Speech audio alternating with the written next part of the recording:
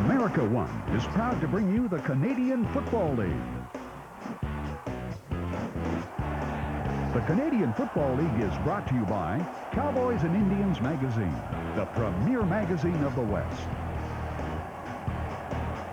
And Frigilant, for the coolest car in town.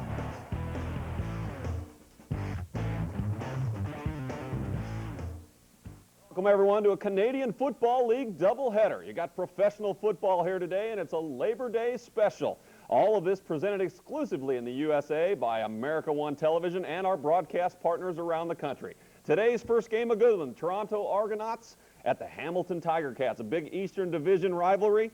This is our sophomore year with the Canadian Football League here at America One, so we're still learning, and we'll try and learn and teach you as we go along together.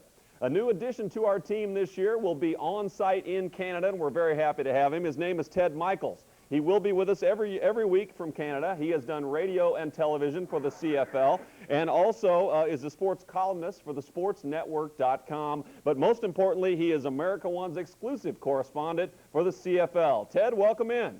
Hey, how you doing, Brady? Welcome from Canada. Hey, terrific. I hear you got great weather. Yeah, it's about, if you want to talk in U.S. terms, you're talking almost about 80 degrees, a little bit of cloud, a little bit of wind rolling in from the southeast, but all in all, it's going to be a fabulous day for a Labor Day Classic. Well, I wish I was there. Hey, Ted, there's an old saying in the Canadian Football League, at least that's what they tell me, that the season begins on Labor Day, yet both of these teams have already played 9 games. How does that work? Well, absolutely. I mean, this is the halfway mark for the season, and Labor Day does mark the unofficial start to the second half of the year. People here know it's basically broken down into 3 parts. It's the first half of the year. The second half is when you make your playoff run, and then, of course, you get into the playoffs. And there's a whole history with this Labor Day game. Let me very quickly take you through the concept of why this game is so important to Hamilton fans. Hamilton is situated about 40 miles southeast, make that southwest of Toronto, or 60 miles due west of Buffalo, New York. It's kind of like a cross between an Oakland and a Pittsburgh, kind of a, not necessarily a rough town, but a steel town. They don't like the big people in Toronto who come down every year like they own the world. Here in Canada, they call themselves the people. In Toronto, they think they're the center of the universe.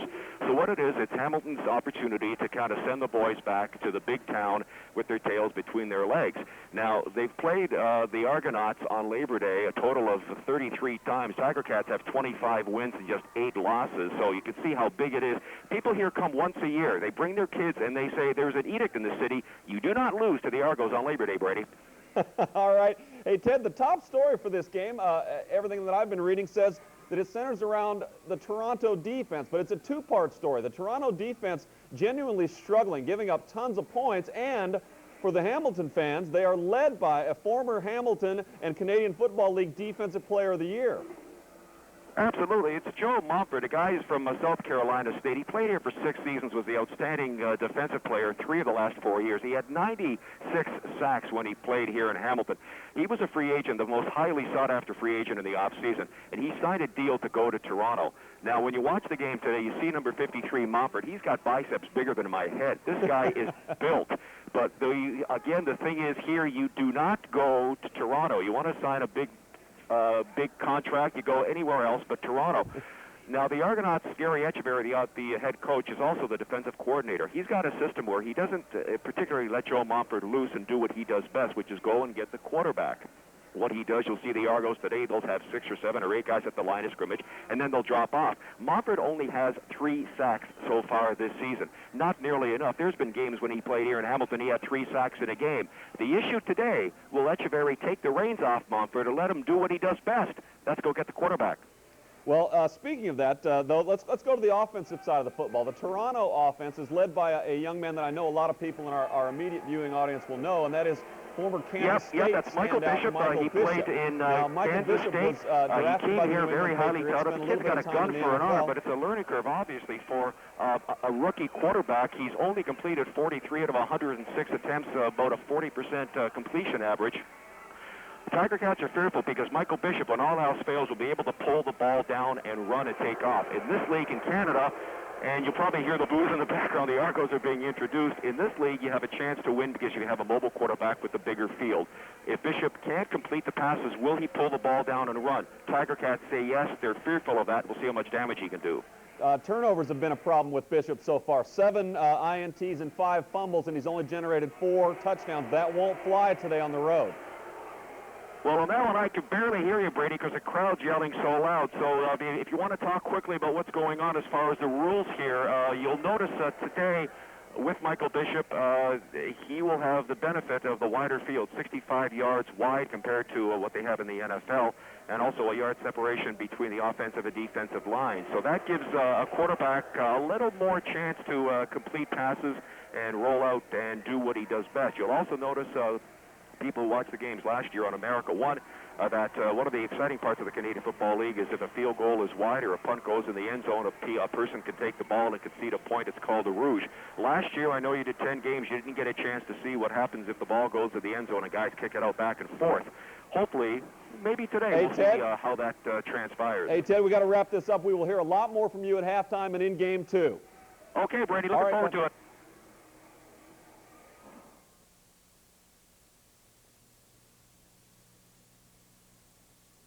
No.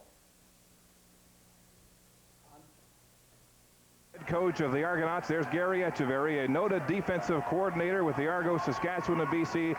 His team in a critical game here today against the veteran Ron Lancaster in his 14th season as a head coach in the CFL, unbeaten in 4 straight years against the Argos on Labor Day since taking over as Ticats head coach. The Argos won the toss. They have deferred. And so it's Noel Prefontaine kicking one off and scrubbing it along the ground to Stephen Fisher. No, it rolls out of bounds.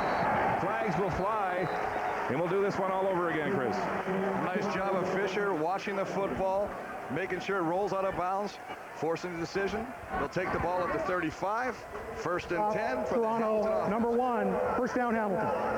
So the Cats with the option, with decent field position, as Glenn Johnson presides over the proceedings here this afternoon at Ivor Wynne. Labor Day, and football doesn't come much tougher than a game at Ivor Wynne. No, it's going to be a big battle. And you know, the intensity is going right now as you see Danny McManus in that huddle. Look at his year's stats right there, 11 touchdowns, 15 interceptions. You know what? That's basically been his career. It's a little bit more interceptions than touchdowns. Averaging just 1 touchdown pass a game this season. Goes to the air with the hitch pass right away. It's Andrew Grigg. Takes a shot from Montford on the first offensive play of this game, and the gain is 3 yards. Well, Danny McManus throwing that ball out there. Dwayne Ford, Troy Davis, the leading rusher in the CFL. Receiving crew, Amerson, Miles back in the lineup. Flutie and Andrew Grigg at the wideout. And a big offensive line. Brown, Sharon, Lambert, Mihalik, and Hack at tackle. McManus struggling with his form, admitting he's been throwing off his back foot, nursing that ankle injury from earlier in the season. Like a golfer, he went back to the range, and he's been working on his passing. And that one was on the mark, but Archie Amerson let it drop. Almost a lateral, but just slightly ahead, and so it will be marked as an incomplete pass. Well, the first 2 passes are going lateral, as you say, in that big defensive front. Joe Montford, Scott, Leroy Blue at the tackle, Roger Dunbrack playing at defensive end. The linebackers, Reggie Gibbons in his second start, Michael O'Shea the leader, and Martavius Houston, the wide side linebacker. In the secondary, Smith, Ivory, Fletcher, Bonner, and Steinhauer. So the Argo defense tough on the first series. It's Marky Cooper back to return this punt from Paul Osbaldiston. Osbaldiston with a high spiraling drive that Cooper takes on the 10-yard line. He's a scat back at 160 pounds, but there's nowhere to go as the Ticat cover smothers him. A 53-yard punt and just a 6-yard return as the rookie Michael Bishop checks his ready list and heads out onto the football field. His first start in a month. He's got the only game over 200 yards passing for the Argos this year. Well, as we talked about earlier, he's had 4 games to study and watch Reggie Slack, and they say he's grown immensely since then. Rookie out of Kansas State, athletic with a cannon for an arm. What will he do deep in his own zone? He'll play it conservatively, and they'll stay on the ground as Robert Drummond carries the mail on the first play from scrimmage for Toronto. A nice job, just a straight handoff right back there, Bishop. Sean Daniels, a fullback. Robert Drummond with that last carry off the left side. Receiving crew, Plummer Knight, Mitchell Talbot at wide receiver, and an offensive line that consists of Morgan St. John Folk, Annunziata, and Thomas Rayam. A local writer took a shot at Bishop this week from Hamilton, saying he reads defenses like they're written in Braille. We'll see what he comes with in this game. Under pressure here. Scrambling. Will he get away? No! Tapped down by Tim Cheatwood. And a nice job of the Hamilton defense keeping Michael Bishop in the pocket. That's what you want to do. You see right here, Chris Schelling, Phils Woodson, the linebackers. They drop out of there to secondary. Mathis, Butler, Hitchcock, Fisher, and Hamilton at the cornerback. But a nice job of just getting up there. Here's the man right there. You can see that's Cheatwood. It's going to work out. Stay outside. Force Michael Bishop back inside. Falls off the block and comes up with the sack. Cheatwood with his team-leading 5th sack of the season to open the defensive series for the Tiger Cats. Prefontaine, a line drive to Mace Freeman at the 48-yard line, and he's dropped immediately by Michael Fletcher. No return on a 43-yard punt from Prefontaine here in Hamilton. Let this issue of Cowboys and Indians put a song in your heart, as the premier magazine of the American West takes you up close and personal with legendary entertainer Reba McEntire. The September issue of Cowboys and Indians magazine has got something for everyone and a whole lot about the American West. Movie stars, native art, travel destinations, and all the latest fashions. And if home furnishings are your favorite, then you'll find loads of great ideas in every issue of Cowboys and Indians. Cowboys and Indians knows the American West like nobody else. No one captures the spirit of the West like Cowboys and Indians. The Reba McEntire issue of Cowboys and Indians is now available at newsstands nationwide. Pick up a copy at your favorite bookstore or call 1-800-983-5370 to subscribe. Cowboys and Indians, the premier magazine of the American West.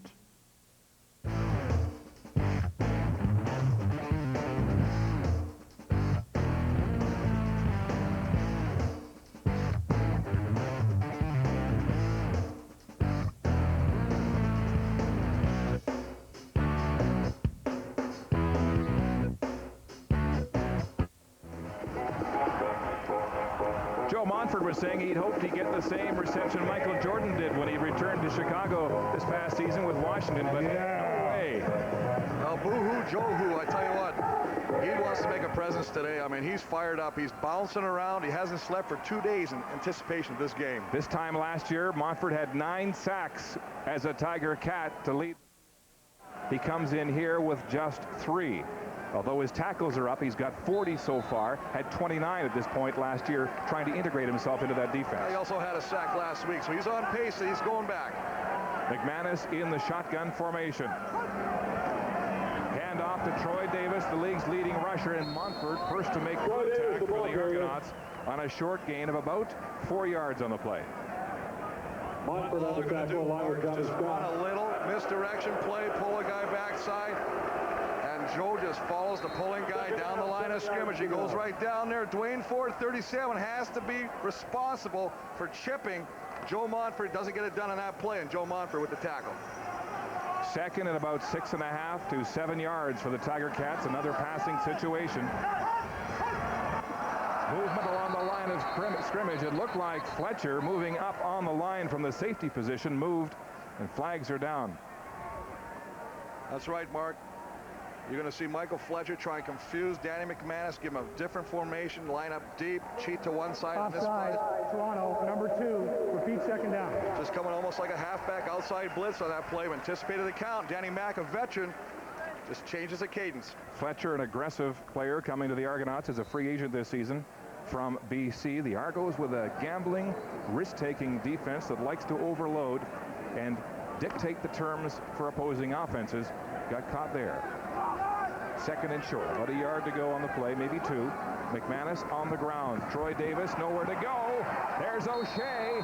Troy Davis. And he'll be hit for a loss at the line of scrimmage, short of the first down. Well, just a nice job of O'Shea reading the play. Joe Montford in there as well. I mean, he's fired up. He just comes off refuses to be blocked. Just going to follow down the line of scrimmage. Skate down the line, skate down, find the ball. That's what you're taught to do.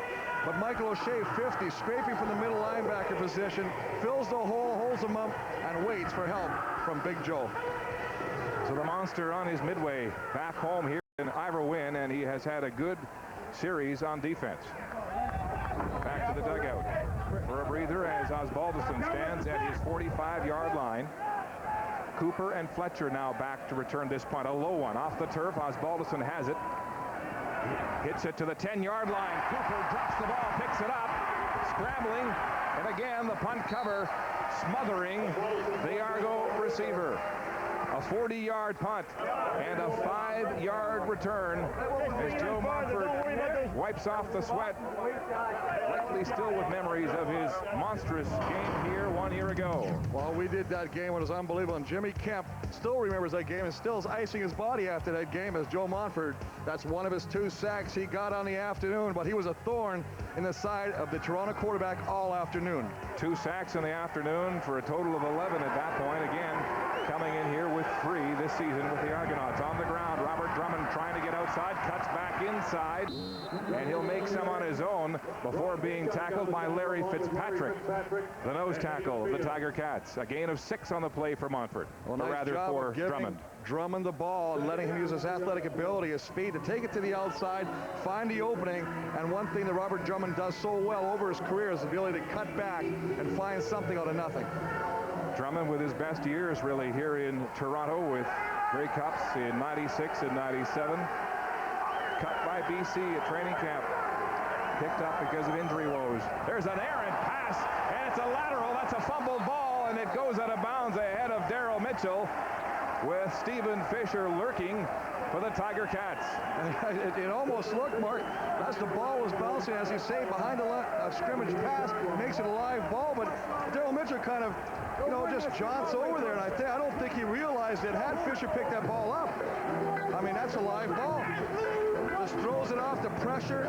Michael Bishop sees Haven feels the middle linebacker coming on the blitz, gets rid of the ball in a hurry, and overthrows the intended receiver.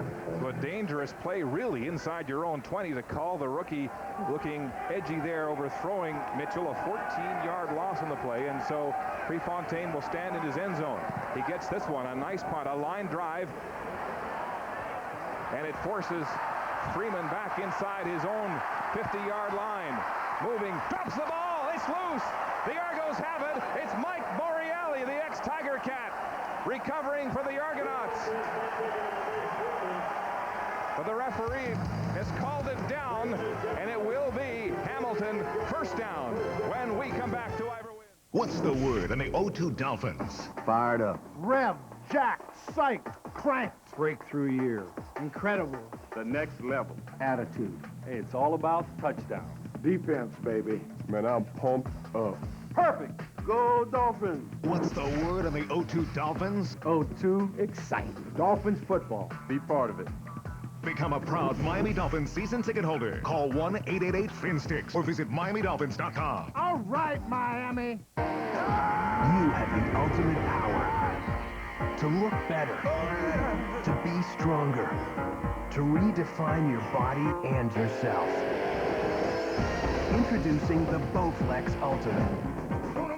Quite possibly the best home fitness machine ever made. In as little as 20 minutes a day, 3 times a week, you can get real results that can change your entire body. With over 90 health club quality exercises and up to 410 pounds of resistance, it's like having an entire gym in your home. Bowflex is so effective that we guarantee you'll get the results you want in 6 weeks or less. Own the new Bowflex Ultimate with no money down and monthly payments lower than many health club dues. Call and ask for a free video and brochure, and check out the entire Bowflex lineup, or visit us on the web at BowflexUltimate.com today. The new Bowflex for ultimate results. Mace Freeman and the Tiger Cats catch a break on what looked like a fumbled punt return, Chris. Well, you see he turns up there and he gets around the corner there and he cuts back inside, avoids a blocker, one of his own, and there, right there you see Orlando Bowen comes in there. Nice job getting the other hand, the right hand in, punching the football out. Ball is loose. Looked like a That was a fumble. Mike Morielli, the ex-Tiger Cat, on the ball, but it was blown down dead, and so the Tiger Cats with an empty backfield. 6 receivers set, go to work on offense. McManus hurried. The pass is behind Tony Miles. Miles escapes the first tackle by Adrian Smith, but the gain is limited to about 5 yards in the play. Tony Miles, the speedster, coming to the Tiger Cats this year out of Northwest Missouri State. Well, there you see Joe Montfort just working against Gary Brown, just coming backside and pushing him all the way back in. And you know what? That may not be a quarterback sack, but just as good with that kind of pressure. Short yardage team is in now for the Tiger Cats, with Montfort patrolling the line of scrimmage for the Argonauts this season. 2nd down, 4 yards to go. McManus behind the center, handoff to Davis up the middle, turning. He's hit immediately. Again, it's Joe Montfort making the tackle very close to a Hamilton first down. Well, Toronto's head coach talked about this. He said the fact was that Hamilton and the Lancaster-led, McManus-led offense 26% of the time last week ran this double tight end offense, and I think they find it very productive in short yardage positions. But you know what? They'll use it any time in the game now. It'll be 3rd down and about a yard to go, and so Osbaldiston comes back out onto the field to attempt a field goal from the 46-yard line. He's only missed 1, Chris, in the last 4 games. He's been quite sharp this year. And once again, dealing with those swirling Ivor winds. The ball is down, kicked, a line drive, and it's good. Osbaldiston puts the Tiger Cats on the board first. Yet to settle a first down in this football game. A near capacity crowd here at Ivor Wynne on this traditional Labor Day matchup. And a reminder that we're on the road to the nation's capital 1 week from now. It's the Argonauts at the Renegades, 3 Eastern from Frank Clair Stadium. 2 teams desperate to keep pace with the Tiger Cats, because 3rd place might not be an issue in the East this year. It might be a Western crossover. The little general talking to his veteran, Darren Flutie, just 19 catches away from breaking Alan Pitt's all-time receptions record in the CFL. But his numbers down this year as well in the Ticat passing department. Bishop back to work, stays on the ground. Robert Drummond negotiating that line of scrimmage for a few maybe against this Ticat defense. The gain will be 3. It's a nice job again, trying to run the same play they had a little success with earlier in the series, but this time as he cuts it back, he's met by a force of black and gold jerseys, and they bring him down after a short game of 3 yards. You got to wonder whether Bishop was rattled by that pass, that lateral that nearly turned into a disaster with a 14-yard loss in the last offensive series. Argos looking for their first down of this football game. Bishop will roll left, buying himself some time, throwing deep downfield for Chad Plummer. Plummer goes up for it, one-hands it, but can't bring it down. And so it's 2 and out in the first pass of the game. Off the mark for the rookie Bishop. Well, the thing they said they wanted to do was get Michael Bishop outside. They want to get him outside the pocket so he can at least throw the ball, and if he can't throw the ball, if it's not there, he can take off with his legs. He gets a great pin block, a knock-in block on Tim Chee, which allows him to get to the outside, and as you say, throws the deep ball, but unfortunately can't make a connection. So Bishop with a pass and a lateral pass so far, getting some advice from his mentor on the sidelines, Reggie Slack, who's wearing the headset, talking with quarterback receivers coach Bob Moran in the press box, telling us before the game, Chris, he doesn't want to fill the rookie with just too much information to get him confused. Nearly blocked there. Contact on Prefontaine. Mace Freeman has it at the 21. Freeman looking for an opening, won't go anywhere as he's dragged down. Charles Aspin, first man to make contact for the Argonauts, but it's Diedrich Mathis knocking down Prefontaine. Well, that's just a point of not knowing where the block point is. Missing the block point. Roughing the kicker, Hamilton, number 26, first down. So the body just flying over there, and as a result, what happens? The momentum carries you into the kicker as his legs extended, and they're going to throw that every time. Penalty be called. The Argos get their first down on a penalty. And Ron Lancaster has been furious this year with penalties and big plays against that have really hurt this team, especially on the road where they're winless in 5 games. Well, that's what he said. The big difference is between this year and years past is years past when they were successful, they were having the big plays going for them. This year, the big plays are going against them. 5 receivers set for the Argos. First down at their own 53. Again, conservative play calling as they go to Drummond up the gut for a couple.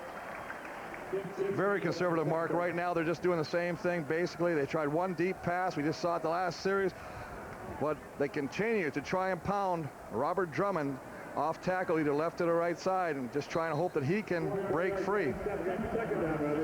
See right here, just going to come off there, man-on-man blocking right there, just cut through there. But the linebackers of Hamilton are playing so tight, they're just falling off the defensive lineman and making the play.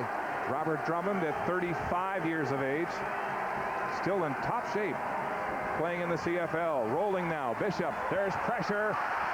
He'll escape the first pressure, then he's dropped. Lamar Bryant brings him down for a sack and a scalp for the Tiger Cats. Well, one of the things you know is when you get outside, you better get rid of the ball or keep running. Don't stay still and stop, because I tell you what, that backside is going to get you. He just rolls out to the left. It'll bootleg action. He knows he wants to get rid of the football, or avoids. Great athletic ability of avoiding the sack by Cheatwood. Runs into his own offensive lineman, but by that time, the rest of the Ticat defense is over there to bring him down for the sack. And it's Tim Cheatwood really forcing this sack with pressure from the outside. The punt is away. A flag is down. Mace Freeman backing to his own 9-yard line. Freeman now with a seam, tries to break free and dropped at the Hamilton 25-yard line. But a penalty on the play.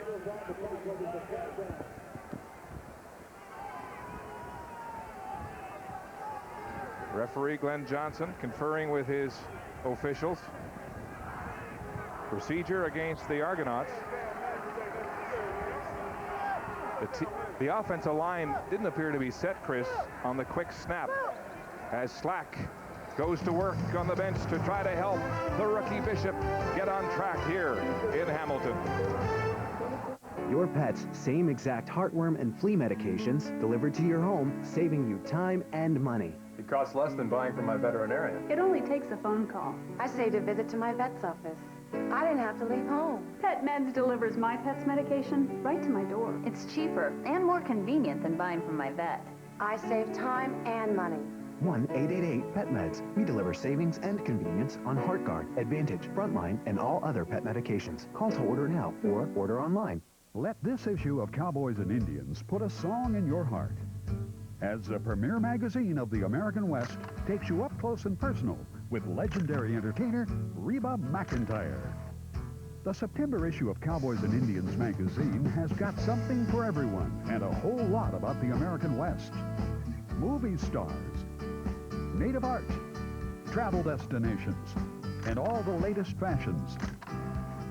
And if home furnishings are your favorite, then you'll find loads of great ideas in every issue of Cowboys and Indians. Cowboys and Indians knows the American West like nobody else. No one captures the spirit of the West like Cowboys and Indians. The Reba McEntire issue of Cowboys and Indians is now available at newsstands nationwide.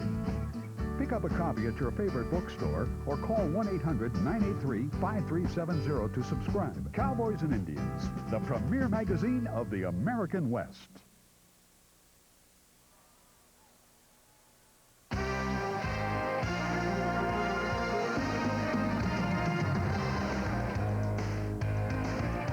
Welcome back to Labor Day. Game 1 of our Labor Day Classic. The Tiger Cats and the Argonauts. A 3-0 Hamilton lead on the Osbaldiston 46-yard field goal. Noel Prefontaine will punt again after the procedure call against the Argos. Mace Freeman, the lone man back for the Tiger Cats, standing at his own 22. Prefontaine, a line drive spiral taken by Freeman at the 23-yard line. Another flag down. Freeman tracked down quickly by the Argo punt cover, and it's Charles Aspen again first on the tackle. Danny McManus so far 2 of 3 for only 6 yards in this football game. It's been a tough year for him, but his head coach has stood behind him all the way. I think the rest was really good for Danny, and you know, I never questioned Danny. Danny's a guy that's going to lead this football team regardless, and I know he wants to play a few more years. I have the utmost confidence in him, and I think the players do, and it's really more important for the players to have confidence in him, and they do. And the rest Ron Lancaster is talking about is the 11 days since the last time the Tiger Cats played here at home against Ottawa in that 30-9 win. McManus is a consummate professional, Chris Walby. He has gone back, worked on his dropbacks, worked on his release, admitted he was throwing off his back foot with that ankle injury, but now appears to have regained the zip. Well, that's the thing. He went back to the basics. He practiced day in and day out, figured out how he had to go back there to get the proper throwing rhythm. He's a guy that is very mechanical in his throw. He likes to do certain things certain ways, and when he gets thrown off that rhythm, everything else goes awry. His passes become high, they're off the target, and as you say, there was even talk about the receivers were trying to make adjustments to his throws, and that was really throwing everything off. Well, they were. He overthrew Darren Flutie 2 or 3 times in that game against Ottawa, and it's because that was in the fourth quarter. He'd finally regained his step into the throw and was putting some air under the ball, and he said this week at practice that he actually made sure the receivers got a feel for his newfound or rekindled passing form. First down, Tiger Cats, their own 33. McManus to the air. It's complete to Andrew Gregg, who steps out of bounds ahead of Orlando Steinauer, just shy of the first down. And so far, Danny McManus seems to be quite content with just doing the sideline, quick hitters, trying to move the chain slowly, pick up good yardage on first down. That's the thing about the passing attack. The Cats have only had 9 pass receiving plays this year over 35 yards. And that's very surprising, but you know what? They do have speedster Tony Miles back in the lineup, and they feel that he is the threat they'd be missing. Miles has missed 6 weeks with a hamstring injury. They'll stay on the ground here to Troy Davis, who runs right into the welcoming arms of Michael O'Shea.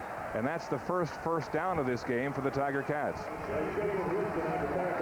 Well, that's a nice job of backside staying where you're supposed to be, and that's at home right now. They're going to pull to the left. Now Troy Davis cuts to the right, but Mike O'Shea will have none of it. As the line slants one way to the left, Mike O'Shea goes the opposite way and makes the play off the right side. Davis had a field day last week against Ottawa, 151 yards on the ground. He's been over 150 twice this season. 7:19 coming into this game to lead the league. McManus back to pass downfield. Andrew Gregg, no. He'll drop it with Steinauer draped all over him. Well, just coming back in the middle, Mark. Nice job of getting the ball. The ball's right where it has to be. But as you say, an equally impressive play on defense and by Orlando Steinauer, who gets the hand in there and swats the ball out of the receiver Andrew Gregg's hands.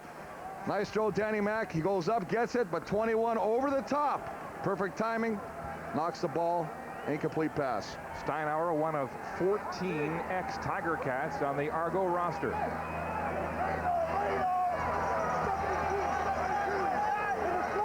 Second down, 10. Hamilton at their own 45. McManus going deep for Darren Flutie. He's out of bounds, runs into the camera.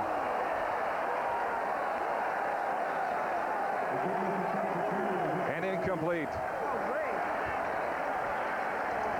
Flutie was out of bounds before the ball even got there. Well, you know what? But the pro that Flutie is he keeps following the ball. He doesn't even look at the sideline. He's got no fear at all.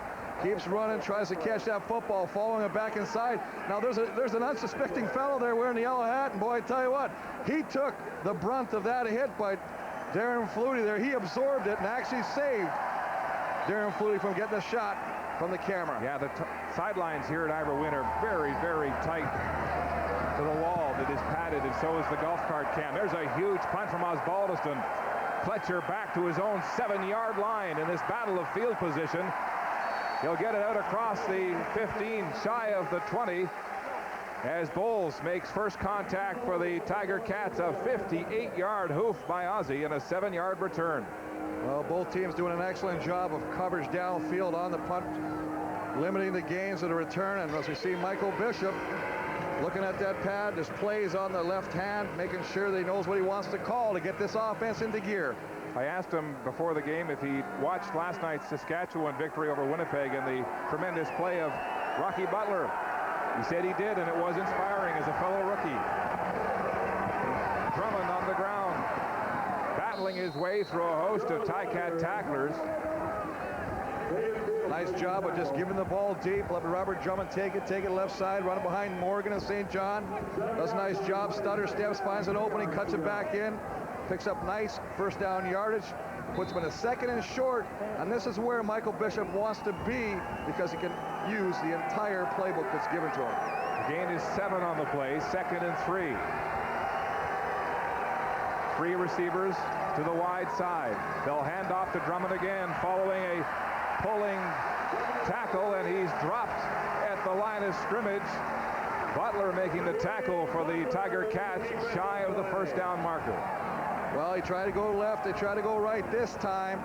Left had some success, comes over to this side. Lyle Knight, the newcomer's trying to get a block. See Dwayne Morgan over there. But 83 right there in your picture. He's got to take Dwayne Butler out of the play. If he does that, the play's a success. He doesn't, and as a result, they're 3rd and short. Argo's asking for a measurement there, and they won't get it. The sticks are at least 2 feet apart, and so Gary Echeverry will send his punting unit onto the field. Well, as you say, Mark, this game right now is a game of field position right now, and even though it's 3rd and a little over a yard to gamble on right now, you don't want to really have the opportunity of not making it and giving Hamilton instant field position. And field position is the way Echeverry likes to coach this game, using his defense and special teams to prop up this fledgling Toronto offense. Prefontaine standing at his own 12.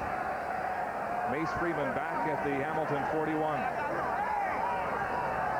Long count. The ball is away. The spiral driving Freeman back again as he underestimated the leg strength of Prefontaine. Freeman up the middle. There's a seam for the Tiger Cat. Still going outside around Antonius Bonner. Then Jeff Johnson, the former Tiger Cat, puts the hit to end that return. A nice return, as you say, and Antonius Bonner is going to hear about that in Toronto special teams meetings, because number 10 is the outside force. You cannot let him get to your outside shoulder. You have to force everything back inside. He doesn't, and he allows the returner to pick up extra yardage. McManus has had his roughest starts this year. First halves as a Tiger Cat quarterback. A look at his last 4 games. Just 27 completions for 66 attempts. That's less than 50%. 1 week ago, he completed just 37.5% of his passes. Very un-McManus-like numbers there. Back to pass over the middle. Freeman has it, and more, and a first down for the Tiger Cats. But as we just say that, Mark, and we throw that back up there, we see that Danny Mack does what he does best right there. He will take what the defense gives you. They run a little deep drop, little zone. Freeman just slides over the middle, pops it over to him, and picks up a nice first down. Freeman coming out of the slot there, and that's one thing McManus said he was going to try to do today, try to confuse the Argos with different formations and different players running the same play. Well, you know, if you're going to be like Toronto, have everybody inside the box or inside the tackles, you got to do that to spread them out. Empty backfield, 6 receivers downfield. McManus with time across the middle. Trevor Shaw's got it, and another Tiger Cat first down. Well, nice little in pattern by Trevor Shaw behind the zone coverage. Does a nice job of getting in the opening.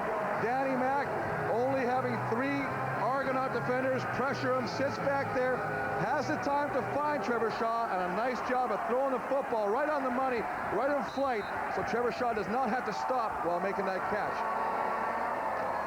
Trevor Shaw out of Weber State, a 32-year-old veteran. His 7th season in the CFL. Coming up big, coming up through being cold. The handoff up the middle on the draw to Troy Davis, and he's close to another Ticat first down as this Cat offense is rumbling now here, hitting on all cylinders. Reggie Gibbons with the tackle for the Argonauts. It's still 3-0 Tiger Cats as 1 quarter is complete on Labor Day at Ivor Wynne.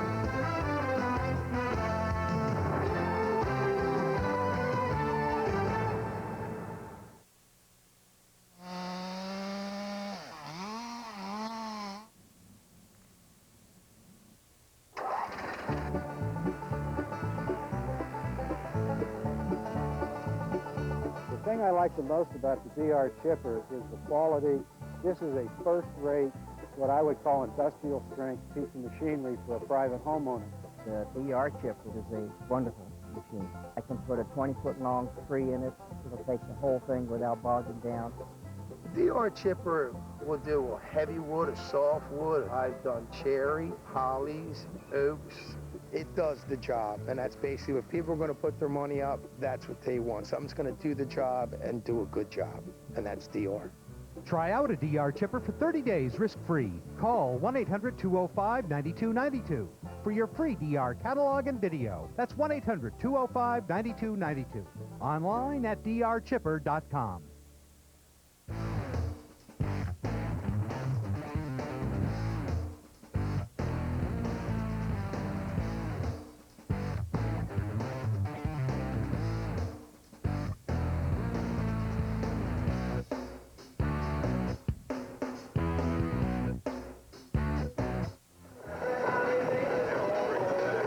Welcome back to Ivor Wynne Stadium. Let's go down to the Toronto sidelines, and here's Scott Russell.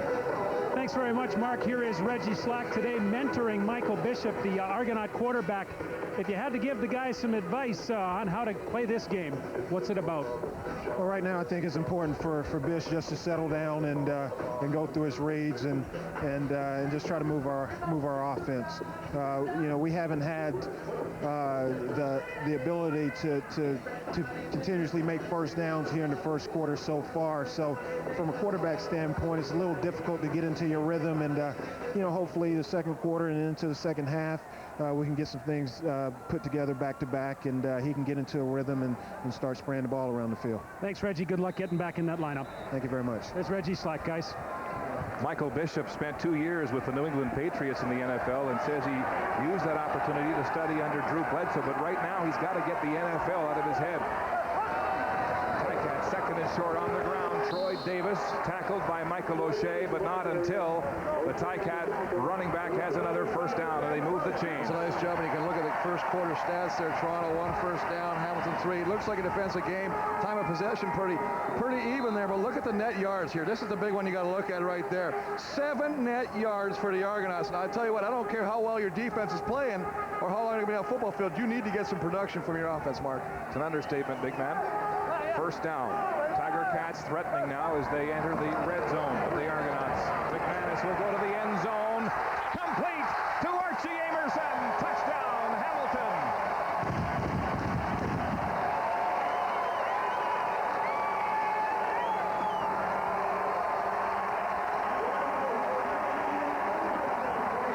Archie Amerson with his 3rd touchdown of the season.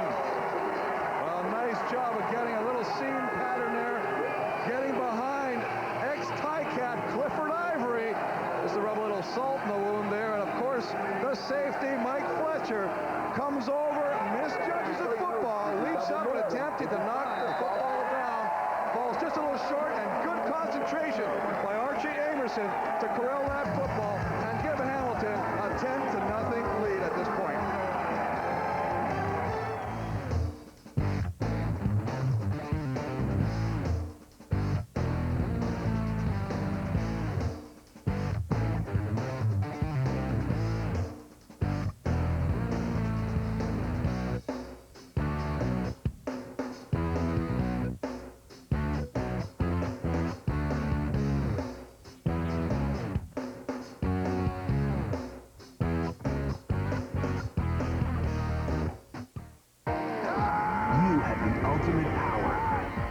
To look better, to be stronger, to redefine your body and yourself.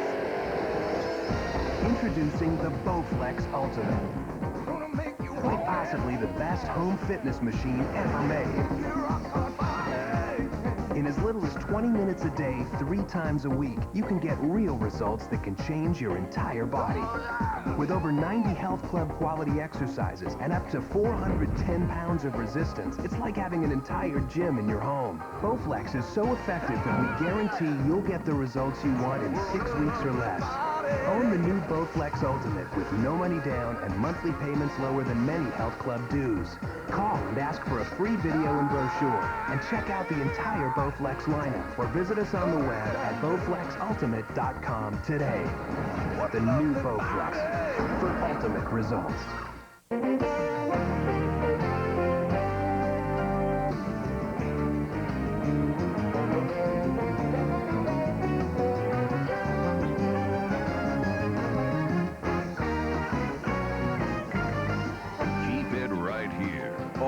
Season long on the network that's first in Florida sports. Sunshine Network. Due to time constraints, we now move ahead in the program. Comes right back around. Nice job meeting the running back in the hole. Another short gain on first down, so it'll be 2nd and 8 for the Argos. Showing some life now on offense. Bishop rolling to the short side. He'll throw to Daryl Mitchell. He's got it. Stepping out of bounds in front of the Argo bench for a first down. Well, I'm starting to like what this kid's doing, man. I mean, you know, he's running the football, throwing a little out, his receivers downfield, bootlegging a little bit to the outside. But that's what you got to do. You know, here's Mitchell. He's going to look for him right now. All it is a simple out pattern. He gets by the marker. Ball's right there where it has to be, and he can turn it up and pick up a first down. There are the Mitchell numbers down significantly in 2002 from the early years, but he is the only key veteran that the rookie has to depend on in this revolving door of receiver. For the Argos, Drummond up the gut into a pile of humanity at the 30-yard line. Well, you know, you say, you know, going back to that point about Daryl Mitchell's numbers being down, but the big thing is they're only averaging 155 yards passing a game, and that's why his numbers are down. I mean, that's something that's going to work hand in hand right there. Daryl Mitchell at the beginning of this year predicting that the Argos would go 18-0. I think he said 18-0, no. Coming in here, 3 and 6. Empty backfield. 6 receivers set. Argos, 2nd down and 5. Bishop with time, looking to the end zone. It's Mitchell. It's intercepted. Stephen Fisher has the ball for the Tiger Cats, and the ball is still live. Oh, and he's hogtied at the 10. But a big turnover as the rookie goes for the touchdown and is picked off. This is Jesse. Jesse's a kid. He downloads music online just like that. He jumps on the bed, then he jumps back on the internet. Jesse's mom got the family the speed of Bell South Fast Access DSL. Now she gets reservations at that new restaurant before it's old news. And with home networking, they all can be online at the same time. Jesse's sister and her friend are checking their homepage. Jesse's checking out the friend. He has no chance. Fast Access DSL includes Bell South Internet service, rated #1 for customer support. Order now and get 3 months for just $19.95 a month. Compared to dial-up, it's a whole new internet experience, one that's up to 50 times faster and always ready to go whenever you are. And Bell South Fast Access DSL frees up your phone line so you can talk while using the internet. Sign up now and get a free DSL modem. Plus, order online and get $50 cash back. Want a better internet experience? Call us today. Bell South. Listening, answering. Dolphins, get ready for the ultimate kickoff. It's the Dolphins-Lions home opener Sunday, September 8th, 1 p.m. at Pro Player Stadium. The premiere of Ricky Williams, the debut of Norv Turner's playbook, the return of the dominating Dolphins defense, plus exciting NFL kickoff activities and a free Dolphins calendar. The Dolphins home opener. Be part of it. Get your tickets now at the stadium box office or any Ticketmaster outlet. Call 305-573-TEAM or visit MiamiDolphins.com.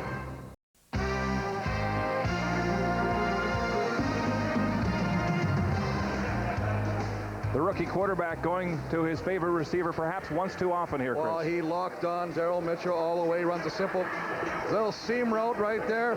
But I tell you what a job by Fisher turning around and playing the football. There's never interference when you're both playing the football and you both got your body turned to where the football is being thrown. And how about this? Think the quarterback wants to get involved? That's the way to go down there, son.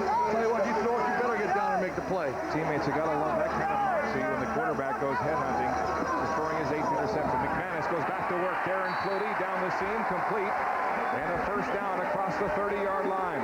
McManus 3 for 3 on the last series for the touchdown. Now make it 4 for 4. Well, that's what it's about right there. I mean, the magic between Flutie and McManus is legendary. He talks about it. But on that play, Darren Flutie gets behind the linebacker, Reggie Gibbons, and the ball is thrown perfectly right over the outstretched hand.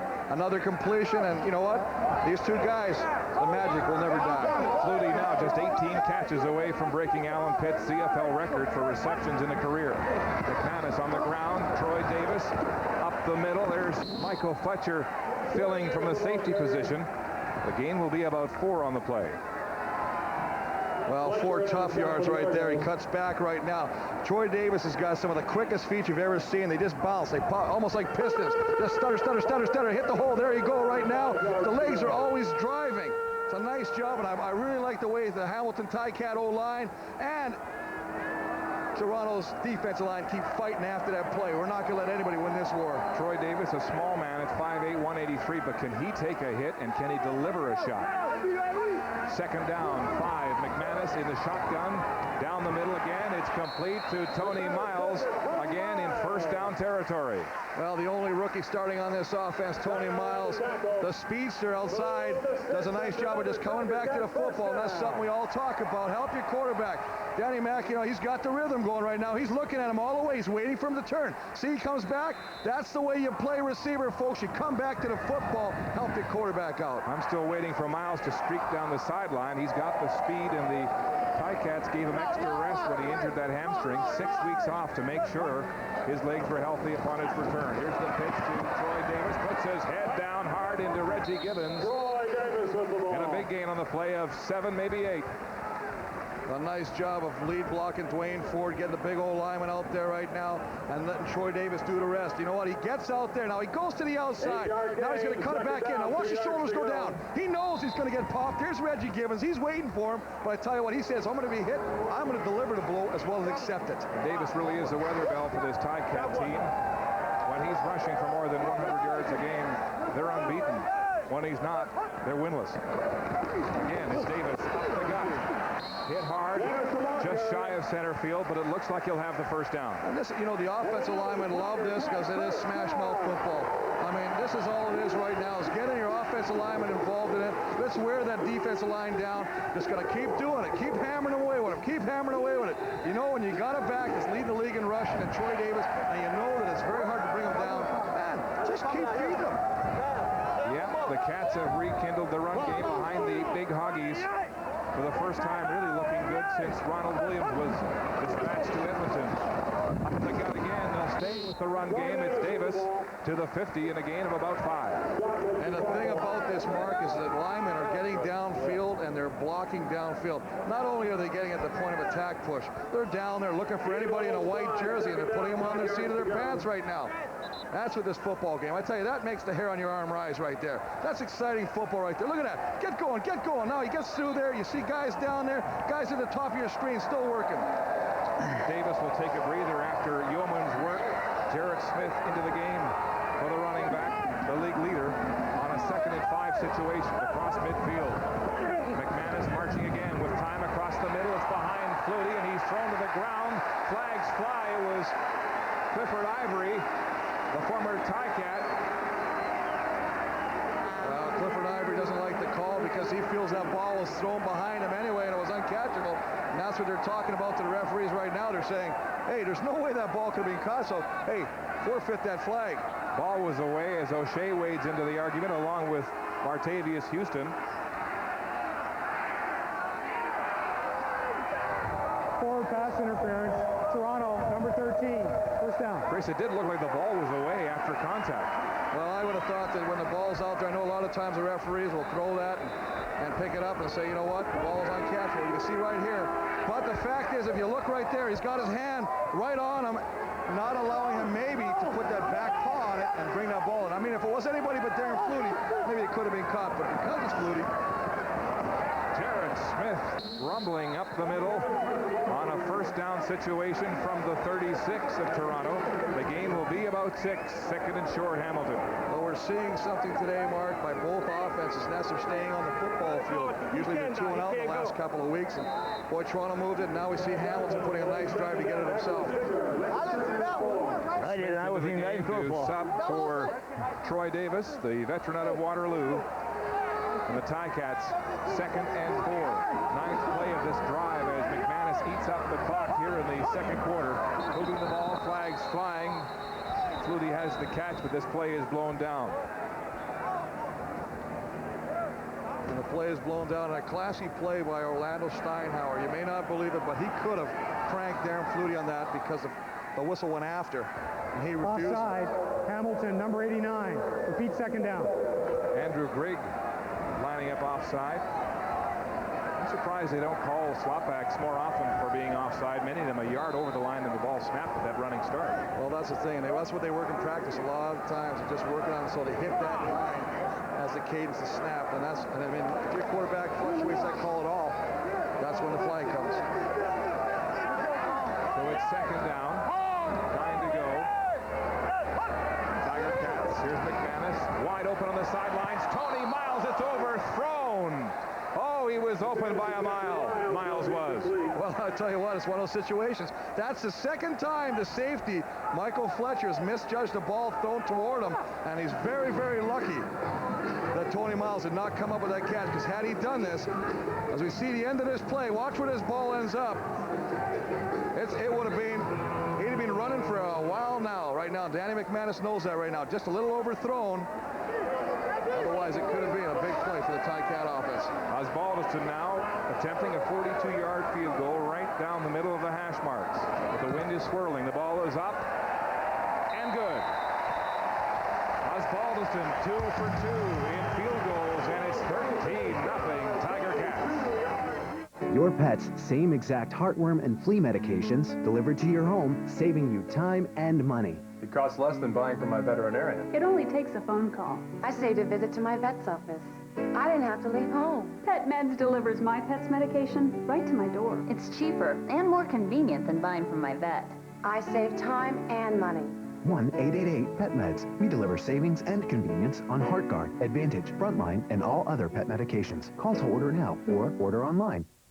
How to cut your current monthly bills by as much as 50% or more. Hi, I'm Bob Vila. Sometimes, no matter how hard you work at it, you just can't seem to make ends meet. You're writing those checks every month, and you just barely have enough money to pay your bills, much less save anything. Want to change all that? Here's how. Call Home 123. They can help you cut your monthly bills by as much as 50%. Let's say these are some of your monthly payments. Home 123 can show you how to turn all those payments into one low monthly payment that could be as little as half of what you're paying now. In this example, that would be almost $500 extra in your pocket. Just think what you could do with money like that. You could make it happen right now with one call. If you own your home, call Home 123. Even if your credit isn't exactly perfect, they'll come up with a loan that's right for you. Call now and see how easy it can be to make ends meet. Call 1-800-HOME-123 or visit us on the web at home123.com. It's how to get the money you need.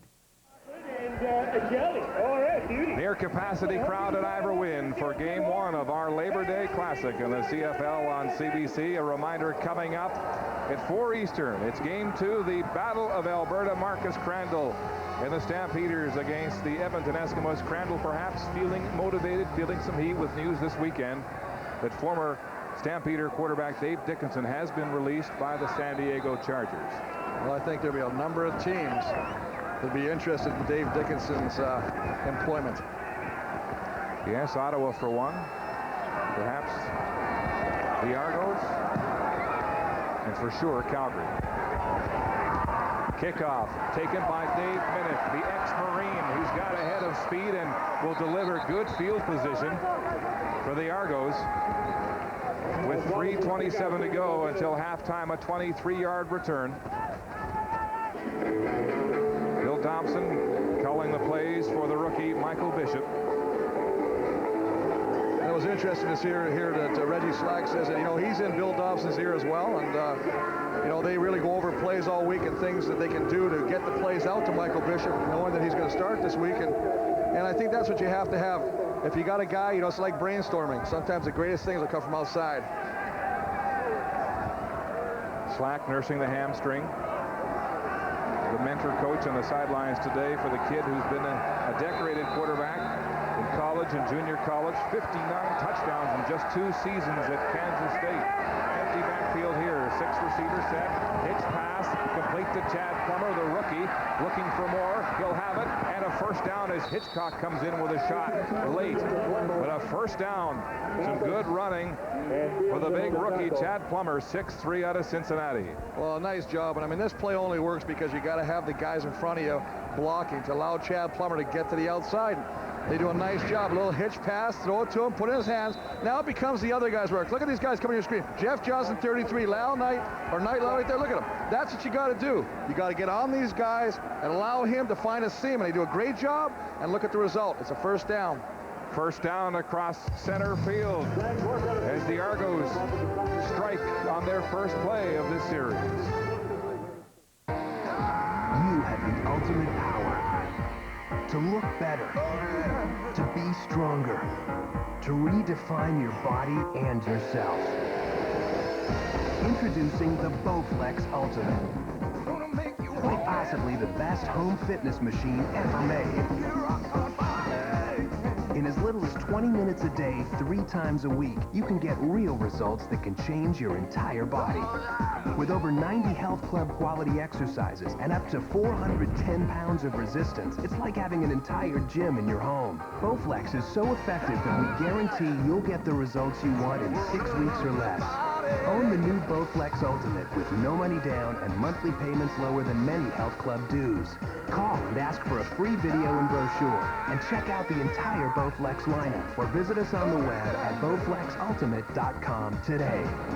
The new Bowflex for ultimate results.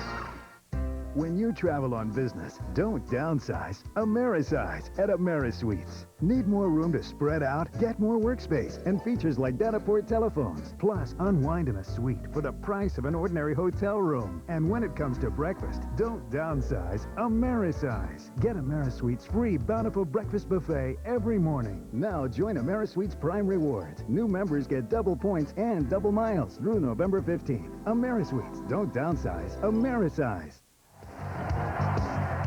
Back at Ivor Wynn, 13-0 Cats. Coming up at the half, pro tips with Chris Welby and Kahari Jones of the Blue Bombers. We'll preview the West, Calgary and Edmonton, and of course have first half analysis with Chris and Mark. Up to the booth, guys. Right, Scott, and it's been a revolving door at receiver for the Argos this year with players such as Ted Alford, Tyree Davis hurt, Nigel Williams cut, but Chad Plummer, the rookie, has come to the fore in the last play. There's a broken play, missed handoff to Drummond, and a sack. Steve Alexandra in on the play. Third time that Bishop has been caught behind the line of scrimmage. And the nice thing is they're spreading it around. That's the third defensive end. Steve Alexander that time. Brian Cheewood earlier. But as you say, a missed handoff. It almost like he was going to bootleg. Little play action. Then couldn't go over there. Decided to turn back inside. And boy, when you stop and come back, I don't care how athletic you are, you're going to take some punishment. He did on that play. So the mix-up makes it 2nd and 12 on the 2-yard loss on the play. Bishop up behind Chad Focus center. He'll roll to the short side. Throwing downfield. It's intercepted. Diedrich Mathis has it for the Tiger Cats. And is dropped on the tackle by Lyle Knight.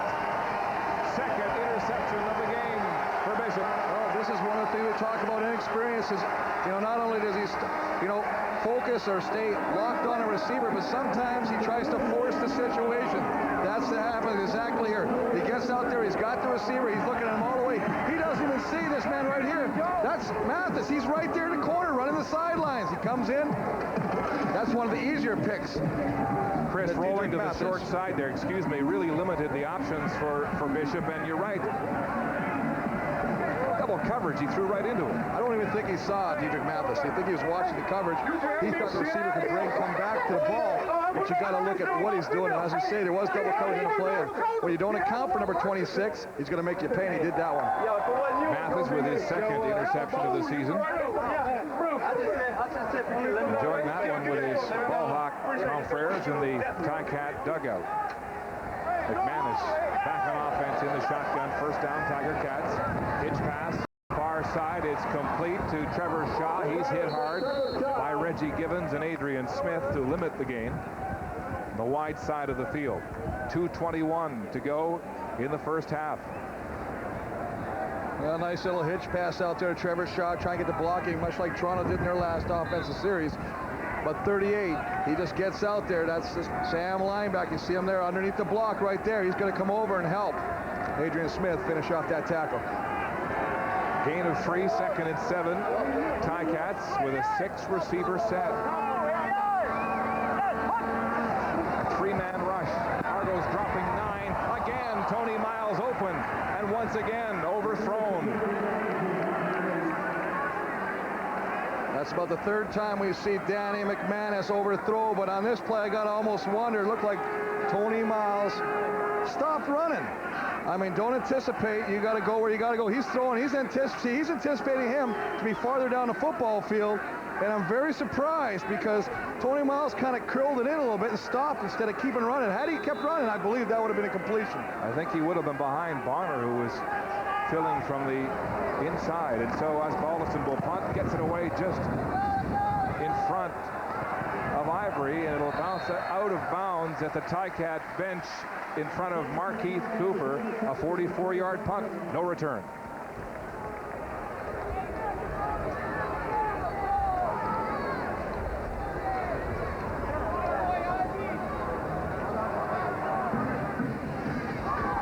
Tough first half for Michael Bishop. 3 sacks, 2 interceptions, and yet to get on the scoreboard. Well, he had the one nice drive or series that his offense put together, and that basically was done with the double tight end offense. And that allows Michael Bishop to have a little bit more time back there, and when you're an inexperienced quarterback, you need that extra time to get your reads down. Maybe if he had that double tight, he would have saw double coverage on the previous offensive series, not throwing that pick from Mathis. Bishop coming into this game with a 40% completion rate. Again, he'll play it conservatively and hand off to Drummond up the gut. Gain of 5. Well, that's what they're going to do, and they're going to stay with the game plan, and I admire him for this right now. The game's not out of reach by any means, only 13-0 right now, but stick with your game plan, stick with what's working right now, and Drummond's picking up positive first yards. So, I mean, that allows you to go 2nd and medium. Bishop leaning on the veteran running back. Winner of 4 Grey Cup rings. Now, empty backfield, passing situation. They'll roll the pocket. Bishop setting up. It's complete to Chad Plummer and a first down. That's more like it. That's a nice job, and it really shows the strength of Michael Bishop's arm as he does a half roll, sets up, and throws on a bullet, on a rope, right to Chad Plummer, who comes back inside, curls inside. You see him working right now. Diedrich Mathis, come inside, now come back to the football. Nice job, ball's right on the money, right between the numbers. That's what you got to do to move the sticks. Second catch for Plummer, the rookie, 24 yards. 23 his contribution. First down, hitch pass, Plummer again. Looks for a seam, gets through using the block. And one of the things they really like about this guy is his height. He's 6'3", so he can climb the ladder and make those high catches. But he's also very lanky, and he's got great speed on the outside. So, you know, you're just as comfortable throwing him a little quick hitch and letting him pick up some positive yardage. Gary Etcheverry was telling us yesterday he's got what he calls the Calgary size, referring to the likes of Bo Richter and Danielson, who now, of course, left the Stampeders, but big targets. Second down, 5 to go. Bishop with time, going deep. Chad Plummer can't get free on the coverage, and flags are down. Well, working big time on Diedrich Mathis, and he had him beat to the inside. Diedrich Mathis, 26, reaches up, and he just grabs the jersey, and he says, no way. He says, I know I'm beat. He says, you know what, I'll take the penalty. I'll live to play another down.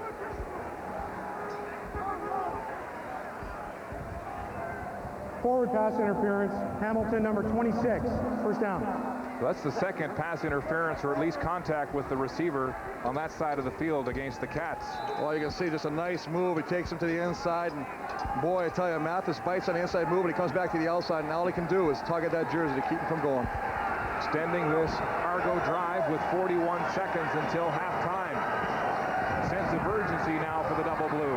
Rolling, intended for Daryl Mitchell. He's got it, and then steps out of bounds right at the first down marker as Stephen Bishop doesn't fill immediately. Well, that's a nice job by Michael Bishop because of the fact he wants to go to Daryl Mitchell, but Fisher, as you say, is playing soft on him. He's just sitting off. Now, if he's going to play like that, then I just keep coming with that play all day. Roll, do the half roll, put it in Daryl Mitchell's hands, and the yards after catch. Well, yak yards, if you want to call it. I mean, look, he picks up an extra 3 yards, puts him in second, and they're going to measure right now. It could be a first down, but it'll be second and short anyway. Measurement right in front of the Argo bench. Bishop using the time to consult with Bill Dobson and Reggie Slack. They'll be short by about a foot and a half. But with 34 seconds to go and with the Argos threatening inside the Tiger Cat 35 for the first time in this football game, you know they'll be going for it. Well, he's having a nice drive here right now. He's 3 for 3 on this drive for 28 yards, Mark, and that's a nice thing. He also said, yes, I found this very interesting coming from the rookie quarterback, is that when he gets into a zone, he's confident enough that he doesn't think anybody can stop him. Is he in that zone right now? I don't know. Well, he also said he hasn't been in that zone yet this year.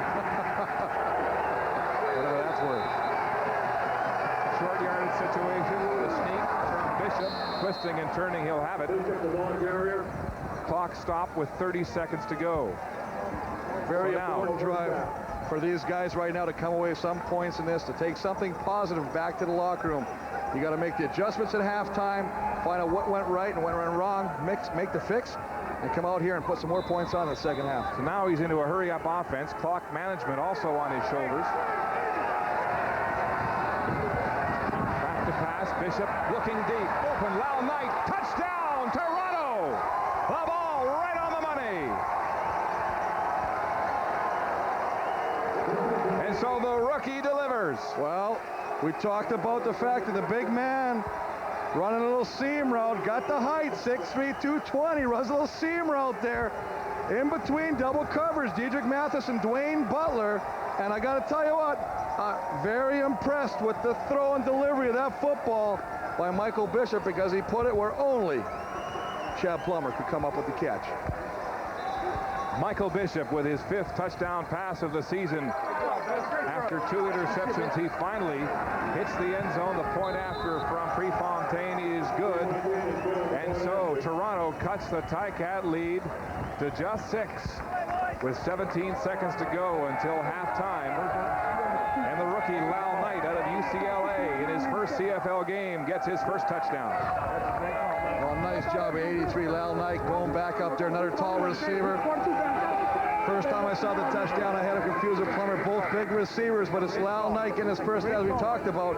Nice job of getting up there, concentrating on that football, but an equally impressive throw.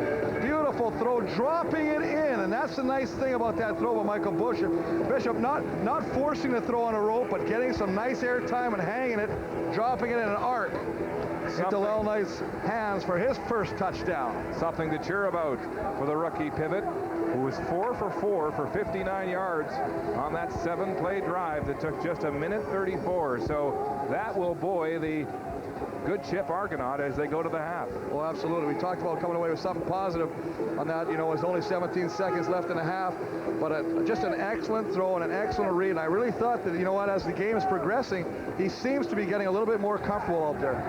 Chris, the other positive point for the Argo offense, they had just 1 first down in the first quarter, a total of 8 in the second quarter. Well, so Bishop beginning to figure it all out. In his first start in a month, the quarterback for the Argos. Noel Prefontaine to kick off. 17 seconds to go until the half.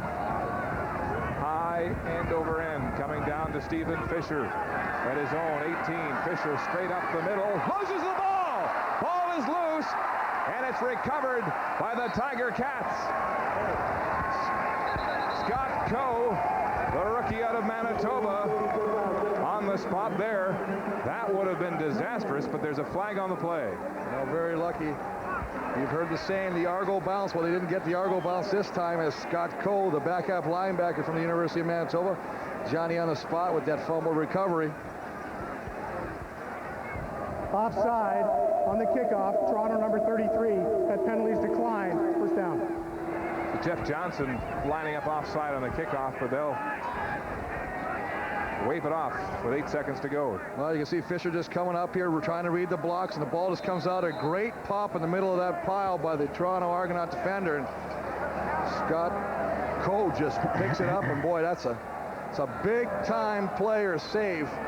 Keep it clean by the Ticats. Scott Coe, the leader, with 11 special teams tackles for the Tiger Cats. You're on the goal. A key fumble recovery would have given the Argos at least a shot at a field goal. Well, most definitely with the strength of Prefontaine's leg, definitely, and they have the win.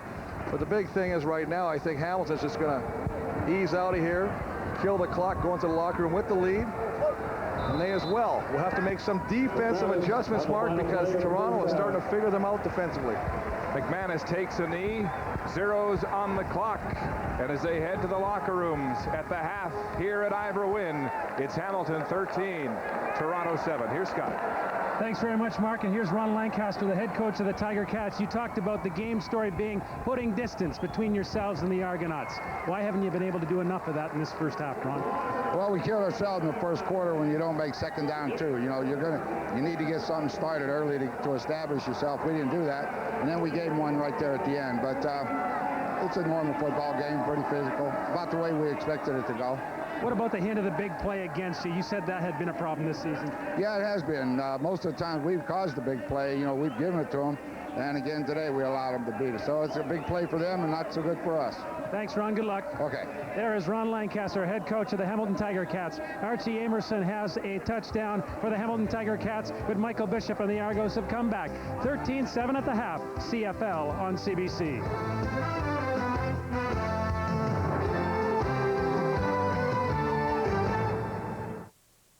Your pet's same exact heartworm and flea medicine.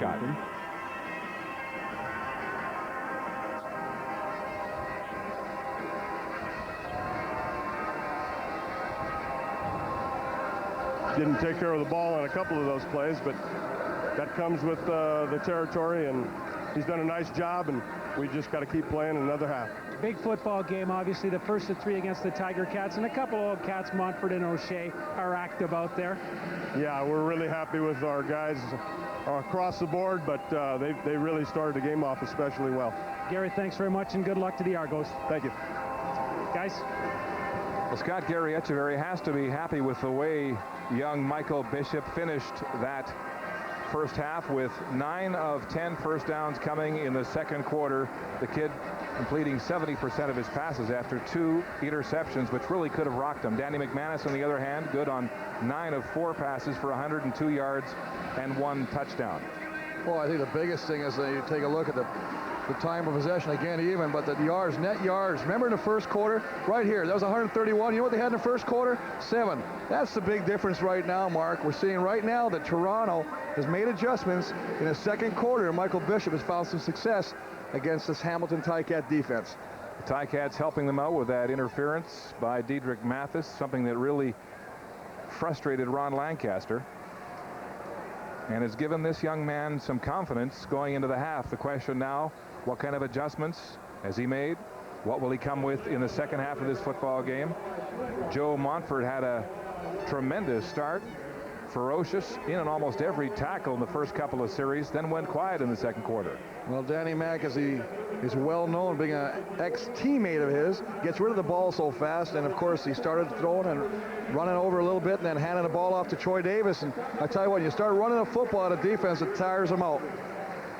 The 3-time Defensive Player of the Year, Joe Montford, ready to go for one half. The second half still to come when we come back to Ivor Wynne, right above the Argo bench.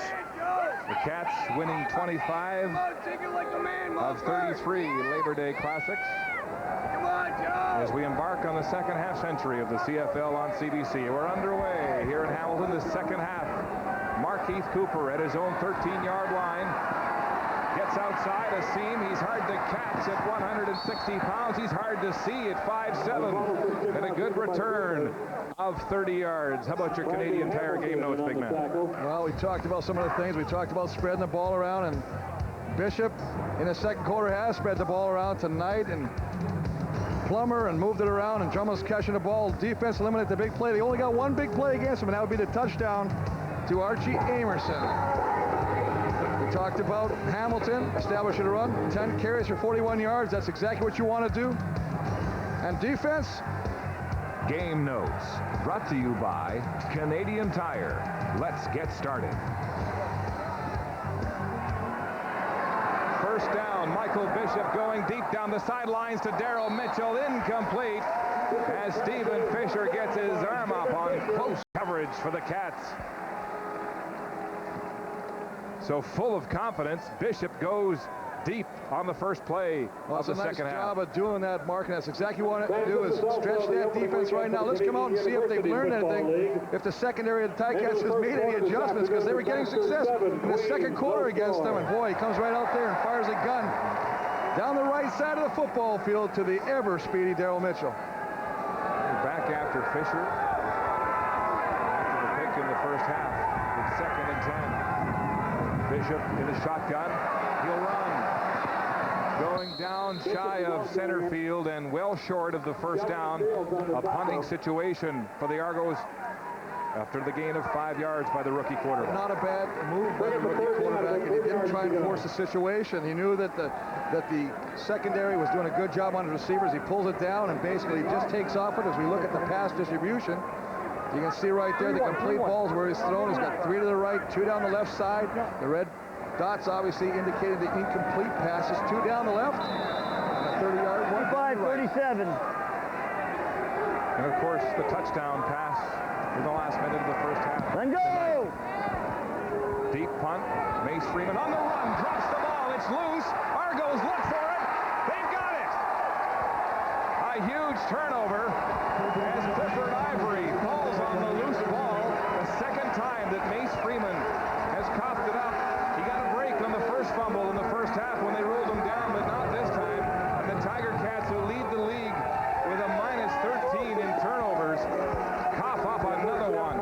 Well, this is just strictly through his arms. He looks it in, he puts his hands right there, and it goes right through his hands, almost like a free throw shot in basketball. And boy, Clifford Ivory picks up a big fumble recovery and puts the Toronto offense in absolutely wonderful field position to start this drive. Argos 1st and 10 on the Hamilton 13-yard line. Double tight end formation. Bishop straight back to pass with time across the middle. One-hand catch by Mike Morielli. And he's across the 5-yard line. But there's a flag on the play. The ex-Tiger Cat, who says he'll invite his ex-teammates for some beers after this one, is close to a first down. But again, flags are down in the secondary. Now we'll have to wait to see what the flags are about. But I tell you what a nice job by Mike Morielli of sticking the paw up there, the right hand, and just that ball almost magically, like Velcro, stuck to the paw and pulled it down. Illegal contact on the receiver. Hamilton, 25, penalties decline, first down. Another penalty, again, this one from Dwayne Butler, and again, these penalties are killing the Tiger Cats. So look at Morielli rejoining the Argos, coming back to his old field here in Hamilton with a huge catch. 1st and goal from the 3. Argos. Bishop rolling left. Puts his head down. Touchdown, Toronto. Wow. Well, almost like Rocky Butler yesterday, Saskatchewan. He's going to do it himself. And all he does is just takes the football. Originally, it looks like he wants to cut it back inside, but it's all plugged up there. He's going to turn it. He sees it, quarterback draw. He gets around side. Thomas Ram coming around there. A real nice job of Robert Drummond just getting there, lending the additional support, just giving that extra drive to push Michael Bishop into the end zone. He'll hang on to that ball as Bishop scores on the ground from 3 yards out. The point after from Prefontaine is good, and the Argonauts take the lead for the first time in this football, and the Argonauts are up by 1. Well, the nice thing is they're going to pull these two guys backside and try and get something around there. Boy, it's just a matter of getting all the big men around the corner, try and find something in there. Robert Drummond with the finishing touch, pushing him in the end zone to give Toronto the lead in this football game. Like a rugby try on that one as Stephen Fisher retreats inside his 5 on this kickoff return. Fisher negotiates his way across the 25-yard line to about the 28, a 23-yard return, and first down, Tiger Cats. 2 quick plays after the fumble by Freeman, and the Argos hit the end zone. Well, that's what it all starts with. I mean, big plays, special teams are part of that. And then a nice catch, one-handed right-hand stab right there by Mike Morreale, and finished off. Quarterback sneaker on the left side, led by the big boys and Robert Drummond, and a 14-13 lead after being down 13-0. How about Mike Morreale, his first pass of the game? He one-hands it in dramatic style for the first down to set up that scoring play by Bishop. The former Tiger Cat coming back to haunt his old team. Troy Davis up the gut on first down for the Tiger Cats. Short gain on the play. Danny McManus good on 9 of 14 in the first half for 102 yards. And you can see he's spreading the ball all over the field, middle, right, to the left.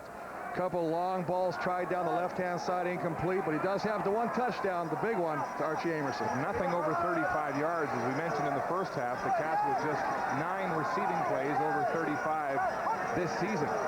Snap taken by McManus, handing off underneath to Davis, and Roger Dunbrack is there as a host of Argos gang up on the small cat back.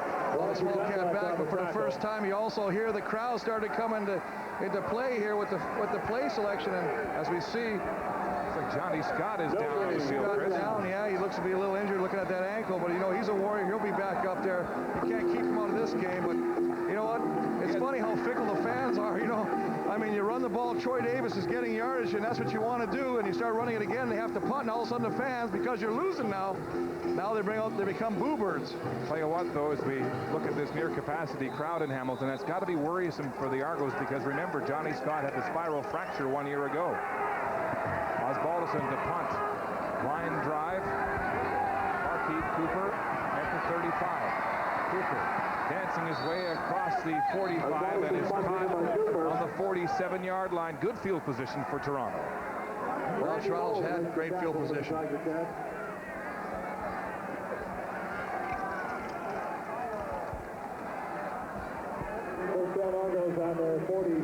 12-yard return for Cooper, the CFL rookie out of Auburn via the Arena League in Georgia, where he returned 2 kicks for touchdowns this year. But I'll tell you what, going from the arena to the big wide 65-yard wide CFL field has been an adjustment for this kid. He loves it out there, all that open space.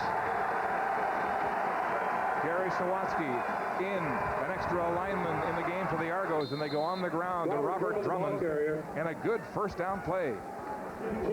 Well, you know the old adage, if it ain't broke, don't fix it, and that's exactly what they're going to do. They're just going to keep pounding Robert Drummond left and right. Boy, in this play, again, as you say, they're picking up 6 yards on first down, putting him in a second and medium to short. And I tell you what, that allows Michael Bishop to look at everything he possibly can, opens up all his options as a quarterback. Second down and 5, Sawatsky, the lineman wearing 77, making him an eligible receiver. The 40-year-old out of Stonewall Collegiate in Manitoba. On the ground, Drummond tries to get outside. They're shelling, making contact. He won't get it. Brandon Hamilton filling from the cornerback position. And it'll be third down, Toronto. That's a nice job of stringing it out, though, putting Robert Drummond east-west as opposed to north-south. He gets over there, and that allows Brandon Hamilton to come up and make that play. Here's Scott. Thanks very much, Chris. Well, down on the Argos sideline, that is Erin Brooks, the woman there on the sideline. She is the head athletic trainer for the Argonauts, the first woman to be a head athletic trainer in Canadian professional sport for men. And she was looking at Johnny Scott, the defensive tackle of the Toronto Argonauts, working on his left ankle that had some problems there. But Erin Brooks took over from Jerry Townend here with the Argonauts. Jerry has gone on to be with the Ottawa Senators as one of their training staff, guys. Yes, and Jerry wrestling with that one at midseason, but it's a great opportunity to head to the National Hockey League. And as we go to break, there's Pigskin Pete getting the crowd revved up in Game 1 of our Labor Day doubleheader. Still to come at 4 Eastern from McMahon Stadium in Calgary. Game 2 of the Labor Day doubleheader. It's the Eskimos leading the West with a 7-2 record against the Stampeders in dead last at 3-6. McManus to pass on first down, It's complete to Trevor Shaw across the middle for a first down and a 14-yard gain. Nice job of just getting behind the covers, right behind Michael O'Shea in front of the secondary. Antonius Bonner making the play. Good experience by the newcomer. Just does a nice job. Chris, the Tiger Cats, after 2 running plays and a punt on the last series, go to the air. They've been trying to run the ball against this Argo defense, which has shown itself to be susceptible, ranked 9th against the run. There's Davis again on the ground, but again, Roger Dunbrack quickly wrapping up with support from Michael O'Shea. Well, the nice thing about running the football is it pulls your linebackers up tight to stuff the run, and that allows the pass game to start being more efficient, and it really puts the linebackers in a bind, so they should say tight, so they drop off, and that's what you want to do. Argos like to slant into the gaps. How hard is that to block as an offensive lineman? Well, they're basically all predetermined. They're going to try and slant one direction, stay to the right, and the linebackers are going to scrape behind them to take away any cutback, and they've been doing that pretty successfully against the Ticat running game. Right now, Drummond out-rushing the leading rusher, Davis, in the CFL. Tony Miles has it shy of the first down, and Orlando Steinauer quick to make contact and prevent first down yardage. Another punting situation for Hamilton. Well, Orlando Steinhauer does an excellent job of covering that. Tony Miles just plays back a little bit and lets him look like it's open. The ball goes there. McManus puts the ball there, and Orlando Steinhauer comes up and closes quickly and limits the gain. Again, we've seen Miles running lots of hooks and settle patterns, but nothing deep yet. Well, that's very surprising because they said they want to stretch the defense of the Argonauts. They want to establish their run and stretch the defense through the pass, and they haven't really done that with the pass. Joe Montfort quiet in the last quarter and a bit. The punt is away as Osbaldiston gets one end over end and a good bounce. Michael Fletcher back at his own 8-yard line, deep in his own territory. Hit hard as he gets to the 15. And so the Argos, with a 7-yard return by Fletcher after a 52-yard boost from Osbaldiston, will start deep in their own zone. And for once, the Argonaut offense is starting a little deeper than they've been used to. Lately, they've been getting the ball in pretty good field position to start a drive. This time, they're just outside of the shadows of the goalpost. Well, Michael Bishop, who spent the last 4 weeks on the sidelines watching Reggie Slack, has used that education, and it's standing in good shape here. I mean, it's a great opportunity for me. I mean, Reggie's been in the game. He knows just about everything there is to know about the CFL game. Me, a young guy in my first year, I'm coming in and trying to learn as I go. Crowd into the game here. Drummond on the ground and a big run as he cuts back up the middle. Fisher and Woodson make the tackle. A big gain on first down will make it 2nd and about 2. A nice job of the offensive line. Keep driving. They're going to slant. They're going to go to the left. Now get the pursuit. Now see how they do that. That's a great job of coming back and picking off the linebackers, allowing Robert Drummond to cut it back and pick up that good yardage. The Argos with a big line. 3 of the front 5, well over 300 pounds. They go back on the ground to Drummond again, who has carried the yeoman's share of work. And a first down here for Argos as they try to trudge their way out of deep field position in their own end. Well, Morgan, St. John, and Rayham well over 300 pounds, and that's what you got to do if you're going to go against these smaller defensive ends. And I think the only big guy they got is defensive tackle Larry Fitzpatrick, but wear him out. That's a nice job, a stutter stepping by Drummond, finding the hole, accelerating into the hole, and picking up a first down. So Michael Bishop gaining some flow and momentum, picking up where he left off in the second quarter with that touchdown pass to Lau Knight, running on the ground for 3 to start the half.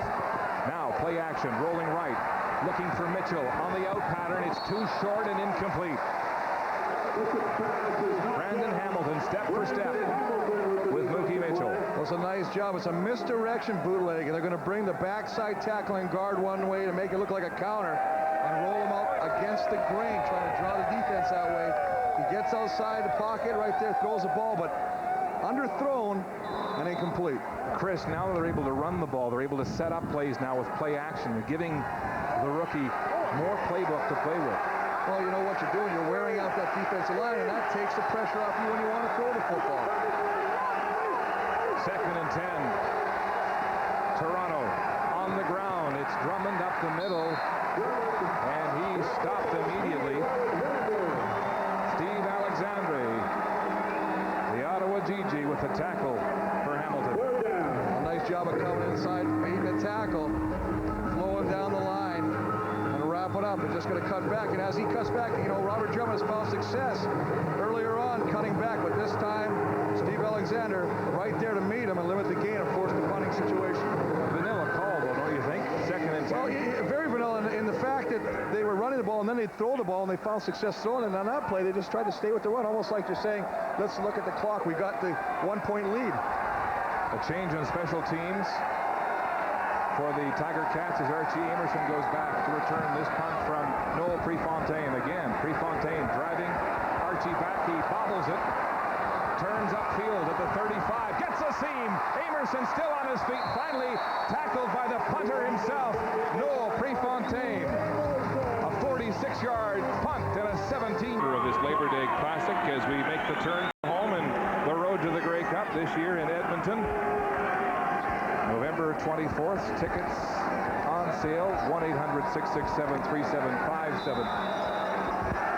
As the Eskimos, leaders in the Western Division, hoping to be at home and host the Grey Cup themselves this year. McManus with lots of time across the middle. It's complete to Andrew Grigg and a first down. Well, nice job of getting the ball off to Andrew Grigg. What a great job of protection by the offensive line. And Troy Davis, you know he can run the ball. Well, boy, he laid a smack on Joe Montfort. Nice job of protection right there, just to the right of your screen. You're going to see Troy Davis. Can he do it all? You know he can run the football. Well, let's take a look. Here he is working on Joe Montfort. Look at that. That's a nice job by 32. Staying there, not letting him hop over him. Nice job, Troy Davis. Andrew Grigg with his third catch. 28 yards out of the backfield. The swing pass to Troy Davis. He has momentum and steps out of bounds with another Hamilton first down. And the thing you got to love about Danny McManus is all he does is take exactly what the defense gives you, and that's experience right there. That's what Bishop from Toronto hopes to achieve someday. I mean, if it's not open downfield, he swings it out to the back. Troy Davis, the fleet foot back, he just runs it up and picks the first down. If it isn't, he does a little dump pass. You know, as you say, he doesn't go deep very often, but he sure finds the holes. McManus with good passing numbers, 148 yards so far after two sluggish series. Now some spark for the Cats. Play action, McManus rolling, far side, Amerson is open, another first down, and more. As the diminutive slot back is pulled out of bounds in front of his own bench. Well, Michael O'Shea just shaking his head, can't believe he kind of almost got taken in by Danny McManus. Danny McManus does not pull the ball and do the bootleg, or the naked bootleg, as we say, without any blockers very often. But when he does it, he usually gets success. All he's just going to do is just roll out to the left right there, and you can see O'Shea right there. But not before Danny McManus can complete the pass to Archie Amerson. So another Ticat first down, ball on the Toronto 18-yard line as the former Tiger Cat glares along the line of scrimmage. They booed him heavily, as they always do here in Hamilton. Davis looking for a hole, not much going there, as the Ticats stand him up at the line of, or rather the Argos stand him up at the line of scrimmage. And just do a nice job of doing that by the fact of bringing up Mike O'Shea over the left guard, working just on Pascal Charron, and just stalemating him at the line of scrimmage, not allowing any seam to be found with the running back Troy Davis. O'Shea with two stints here in Hamilton, coming back to the team in 2001. Leaving again as a free agent. Amerson with 38 yards, so he's 7 shy of Tommy Joe Coffey's all-time receiving mark here in Hamilton. To the end zone. It's intercepted. Clifford Ivory has the ball as it was deflected, and Adrian Smith is down in the end zone. Darren Flutie was the intended receiver, and I think Danny tried to force that one. Well, temper started flaring. Darren Flutie very upset himself, thinking the pass interference call should have been thrown. Going to walk off the football field, but a nice job of getting around the football and jarring. Darren Flutie, you see Adrian Smith there involved in that play. Ball popping up and Toronto intercepting the football and killing what was possibly a scoring drive. Just sitting back down like that, you can see he comes over the top, Adrian Smith, and that's the point of You see Flutie right there asking about the flag, and there was contact made before. I think he's got a case. I think Flutie has a case here, as Smith was all over his back before the ball got to Flutie. But the Argos benefit on the no call as Clifford Ivory gobbles it up and Tony Miles drops him from behind. So the Argos take over on their own. Definitely. I mean, I know you can both play the football, but as you watch Darren Flutie come down, he's going to settle down in the end zone right now. Now watch that. Look at the contact right there. You can see right now, even though he's playing the football, he is behind. He is making contact with the receiver, therefore not allowing Flutie a chance to catch the football. Definitely a pass interference call. Yeah, normally the officials won't call it if the defender's in front of the receiver and he has equal opportunity to get to the ball. Well, as we look at Adrian Smith hobbling off the field under his own steam. Well, absolutely. In front or at the side. But as long as you both turn face the football, but you can't go through the receiver to get to the football before he touches or has an opportunity to catch that football. They got away with one there. Smiling, so maybe it's not all that bad for Adrian Smith. Well, I think he's smiling because he knows he got away with one, Mark. First down, Toronto at their 12. Again, playing it safe up the middle to Robert Drummond for a short gain. Well, nice job of the defensive tackle, Darren McField. They really like the way this kid's come on. Nice job of fighting off the block of Chad Folk, making the play in the backfield. Two big tackles. McField and Fitzpatrick got their work cut out against this big offensive line of Toronto. And so it's 2nd and 7.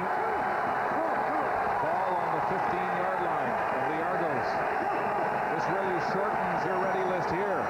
Play action, looked like a broken play. Bootleg as Bishop looks for the first down. Will be very close to the marker, maybe shy.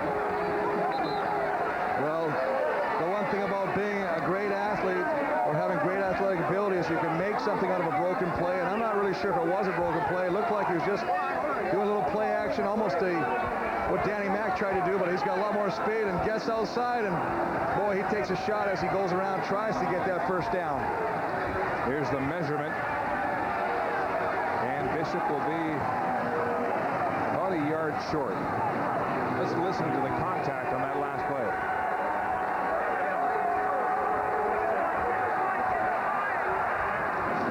David Mathis puts his head down, but I'll tell you what, this Michael Bishop is built at 6'2", 220, and the Argos are going to gamble. Up by 1 point, third and less than a yard, ball on their own 21. Crowd now, vocal, trying to hurt Bishop as he makes the calls behind the center. Sneak, oh, he's hit hard! Haven Fields came over the top. I don't know if he got it. Haven Fields, what a play. Turning point. You talk about turning points in a football game. Number 52, the middle linebacker, Haven Fields. You know what? Coach Lancaster was hoping he'd pick up his play. Hasn't really been happy with the way number 52 has performed as of late. But that is a big-time play there. They're short. Ticat football. Well, that's a great job by that linebacker. Middle linebacker anticipated the count. Michael Bishop tries to draw them offside with a long count. That makes it even tougher for the middle linebacker of Hamilton to anticipate the snap. But he does a great job of getting over and meeting the quarterback. But I'll tell you what, look at that. There's 52 right in the middle of your screen, and he got support. But the biggest thing is, Michael Bishop, you're in this game. Get down, son. Get down. Don't stand up behind your offensive line. Tuck in behind him. Why gamble on your own 21? You got the lead by 1, and it's a massive turnover.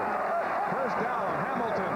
Pitch out to Troy Davis outside. Flags fly as Bonner is first to make the tackle for Toronto. Well, they're going to call Dave Hack, I believe, for holding on Roger Dunbrack. He kind of got a little wrestling move on him and threw him on the ground on the outside.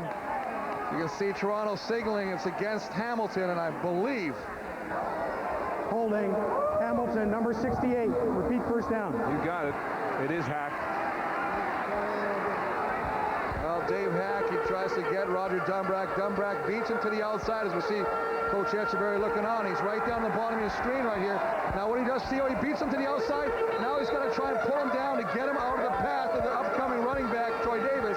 As he does that, he has to pull him down, and you know what? The line judge is right there, and he's going to throw the flag every time. It's a 10-yard penalty. It'll move the ball back to the Toronto 31-yard line. 2nd and 20, Tiger Cats. The Argos with an ill-advised gamble on 3rd down at their own 21 to turn the ball over. Archie Amerson in the flats, dancing. There's Fletcher. He misses the tackle, but Amerson can't elude the tackles. And it's a short gain on the play. Short gain, just a quick little out pass. Just throw it to Amerson and hope his athletic ability can somehow make some of the defenders of the Argonauts miss and pick up a 1st down. But boy, that penalty might come back and haunt you where they might have a chance. We might be looking at a field goal here, but puts them in still a 2nd and long situation, Mark. Well, you put the rookie quarterback Bishop in a tough situation there too, in the shadows of his own goalpost on that gamble. And now it's 2nd and 17. Tiger Cats. 5 receivers set, balls away, complete to Trevor Shaw, but nowhere near the 1st down. And so it will be a field goal situation for the Tiger Cats.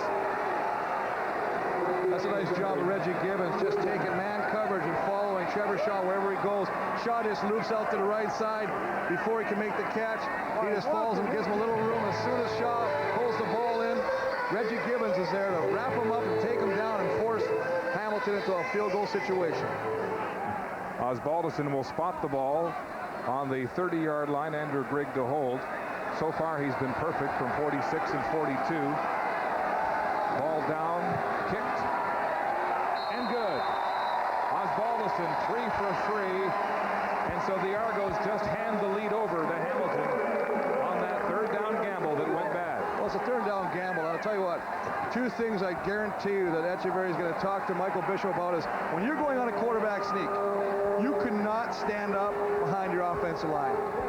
You must get down behind these big, large men, let them push you forward and find a seam and keep your legs driving at a low position.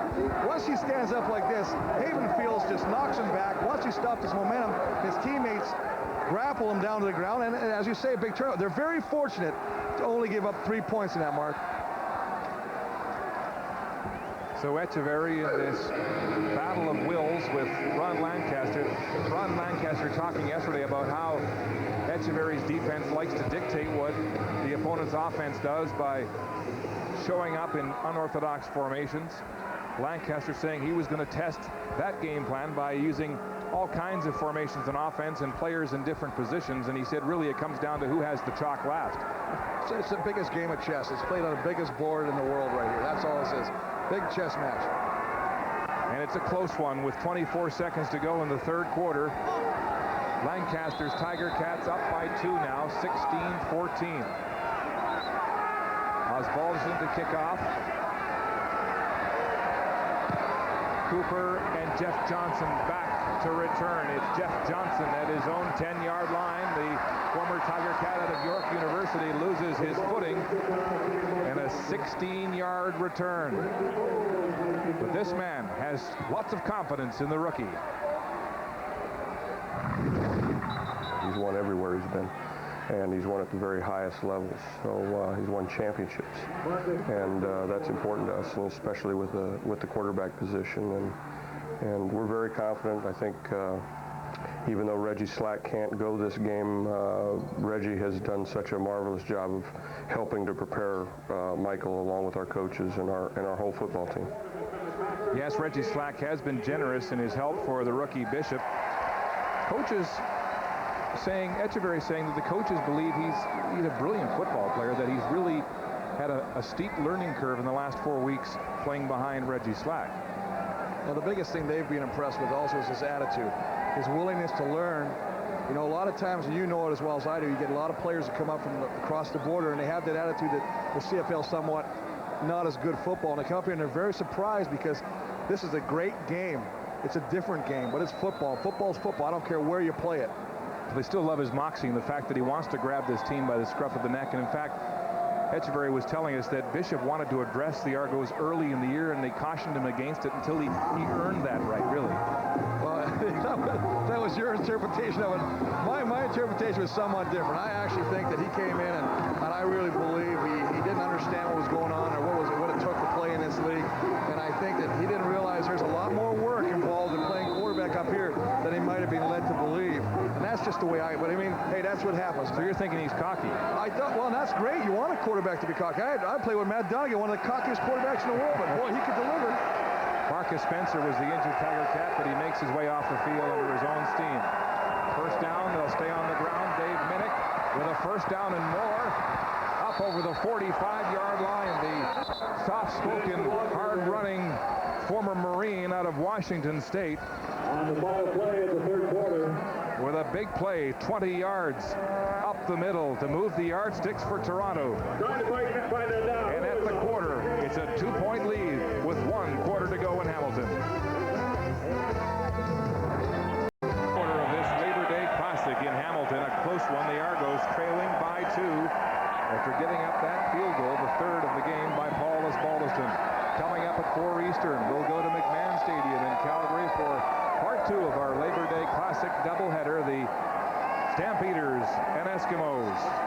And the warm-up's well underway. There's Ricky Ray, the rookie phenom at quarterback for Edmonton, Offensive Player of the Month, and well-deserved there, as he has snatched the starting position from Jason Moss. And on the other side, Marcus Crandall coming off a wild loss to Winnipeg 1 week ago, and motivated, no doubt, with news that Dave Dickinson might be available from the NFL. Pitch pass, Mike Morielli, his second catch of the game, breaks the tackle, lunging for 2 more. Brandon Hamilton with the tackle. And again, Morielli is booed lustily here in Hamilton. Well, much like the score being close, sort of statistics right now, you can see the edge in rushing. Right now, 118 to 57 for Toronto. Time possession almost dead even. Net yards almost dead even. And that is reflective. With the score being 16-14, but the turnovers, that's the big one right now. 3 for Toronto, 2 for Hamilton. Morielli's one-hander to set up that second touchdown. The big play so far for Toronto in this second half. Up the middle, Dave Minnick. Oh, the Cats smelled that one. Well, Chris Schelling, you know he's going to be around the football. We haven't mentioned his name much today, Mark, but you know, number 30. Boy, I tell you what, he just loves to be around that place. And I tell you, when he sees it and gets an opportunity to lay the wood on you, he's going to lay it on you. Nice job of the linebacker coming up to fill the hole. Force a punting situation. Just got to run. They're running a double tight situation. Look at there's 30 right in the hole. He just beats the block. He almost meets the ball carrier as he gets the handoff. Chris Schelling, the man his teammates call Shark, with a big stop there to make it 3rd and 5 Argos. Prefontaine to punt. Mace Freeman, who's had trouble catching the ball, to return for Hamilton. Line drive right at Freeman. He has it at the 20. Comes back to center field, and a short gain on the play as Orlando Bowen makes the tackle. A 38-yard punt and a 3-yard return. Back in Hamilton, 16-14 for the Tiger Cats over the Argos. We're in the 4th quarter, and there is an injury for the Toronto Argonauts. That's Adrian Smith, the cornerback, who remains on the sidelines. He hyperextended his left knee. That from Dr. David Greenberg of the Argos. Matt McKnight now goes into the secondary for the Argonauts out of Waterloo. Guys? Well, that'll be tough for the secondary. McKnight, the rookie out of Waterloo, a 6th-round pick in 2001. And so some inexperience now back in that Argo secondary against the veteran McManus, who's yet to really stretch the defense going deep, again going short and in the flats there to Amerson.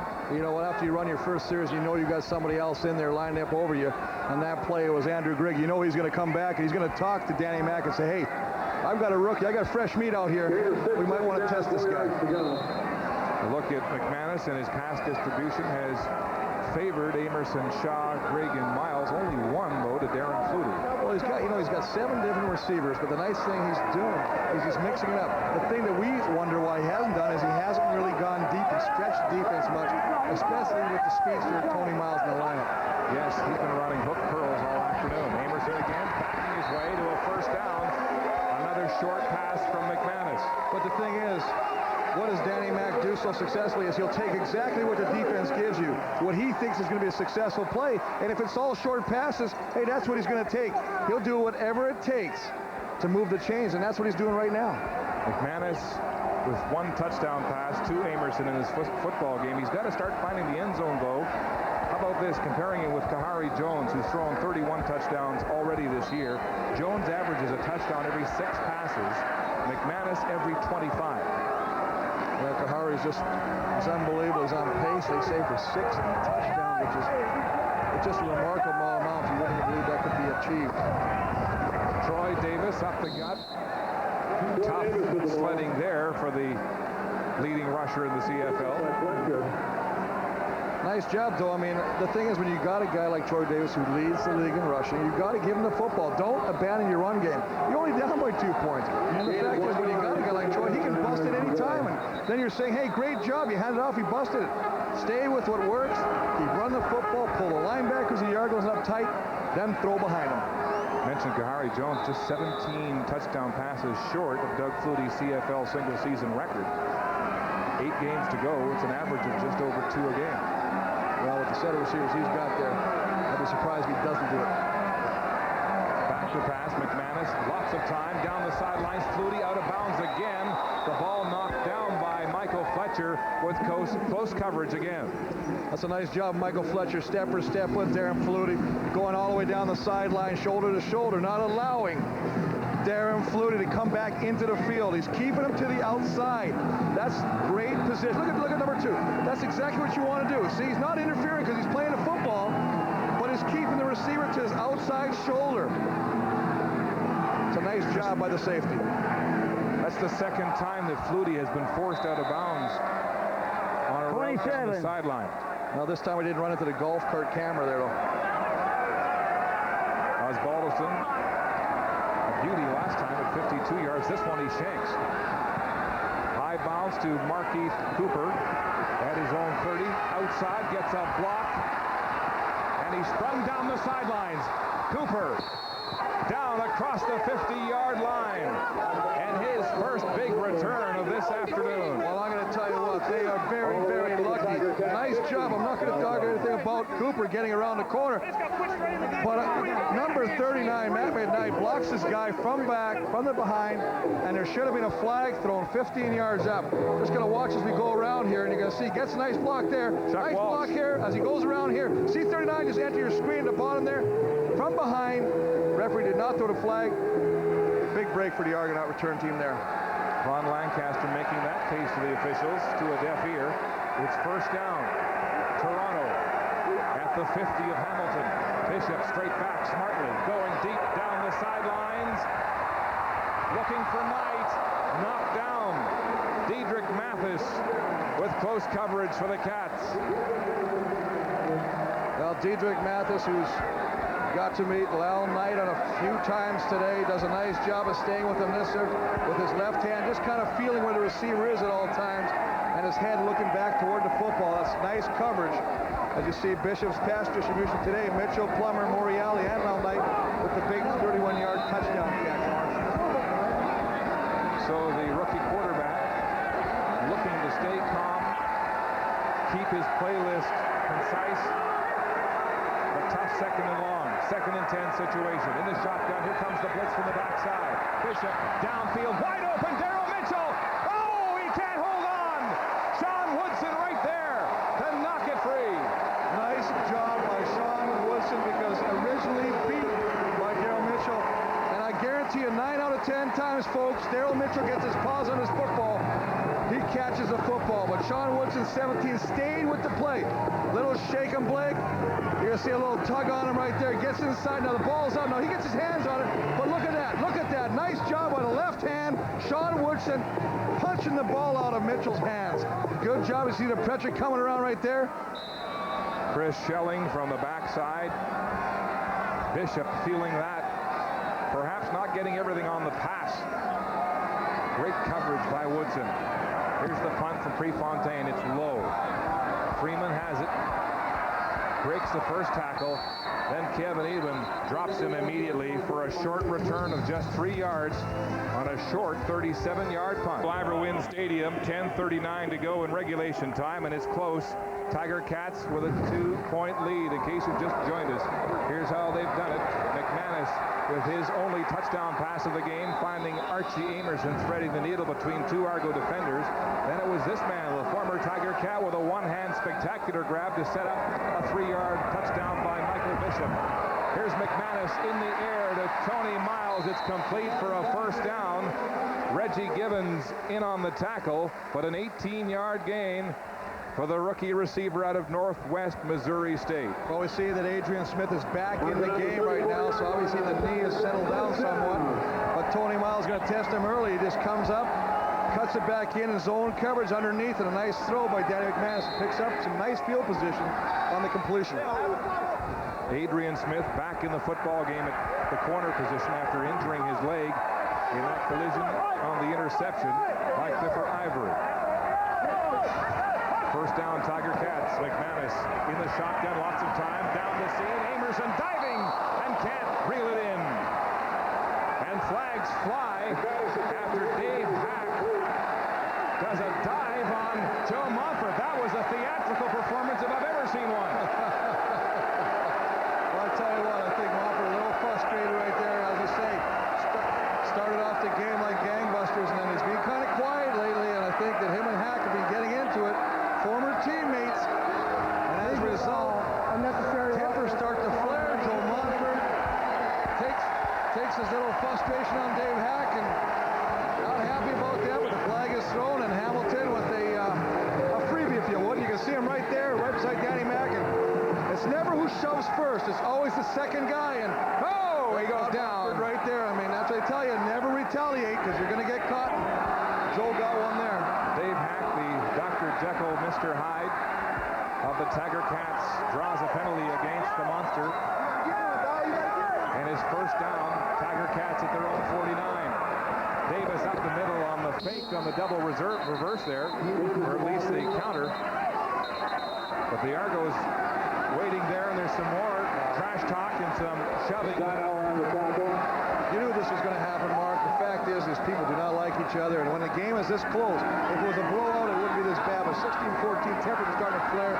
People are feeling like they're getting away with extra shoves, punches in the huddle right there, in the scrums, if you would. They saw Joe Montfort get a little mad at Hack the play previous. This time some other guys say, hey, you know what? We're in this game, too.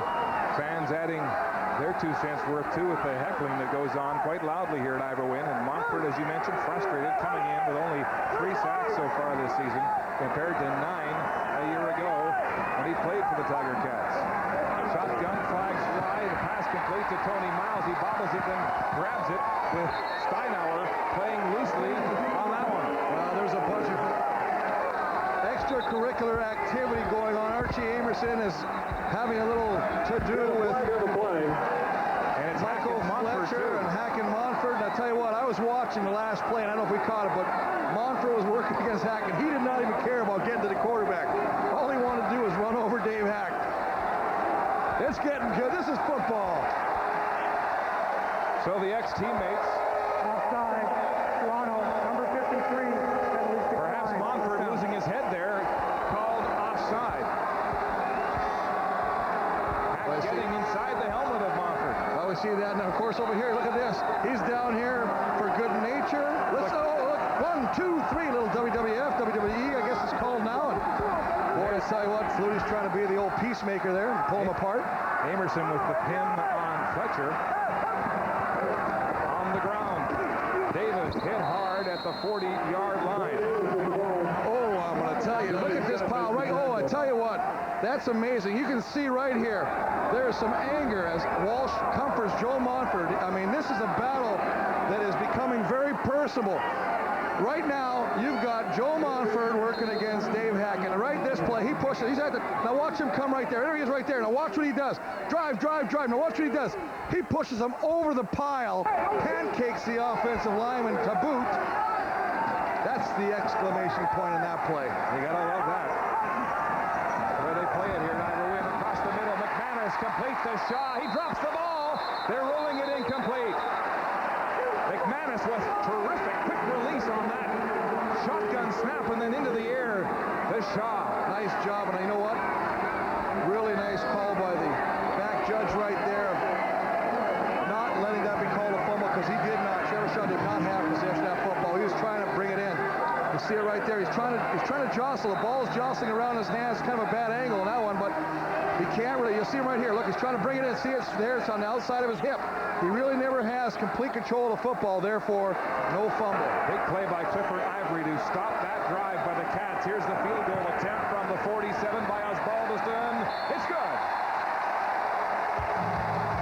Osbaldiston 4 for 4 for field goals in Hamilton. Making their first return like Montford here to Hamilton, and there's been some bad blood, Chris.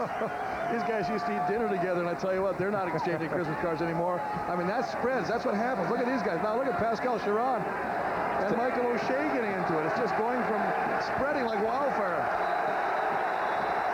25,327 in attendance this afternoon. Bishop with a deafening roar. Play action, rolling right. Lots of time. He's got the arm to Mitchell. Intercepted. Rob Hitchcock has the ball for the Tiger Cats, and he brings it across the 40. His 5th pick and leading interception of the season.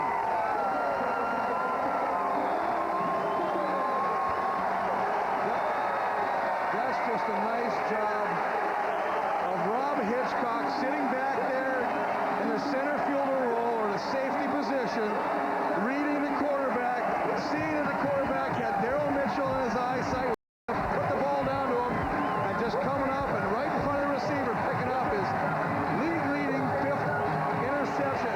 He just comes right and steals this football. That's a ball hawk move right there. Look at that. I mean, there's good coverage on the play by Brandon Hamilton, who might have thought he had interception himself. But Rob Hitchcock, number 42, with his 5th interception of the season.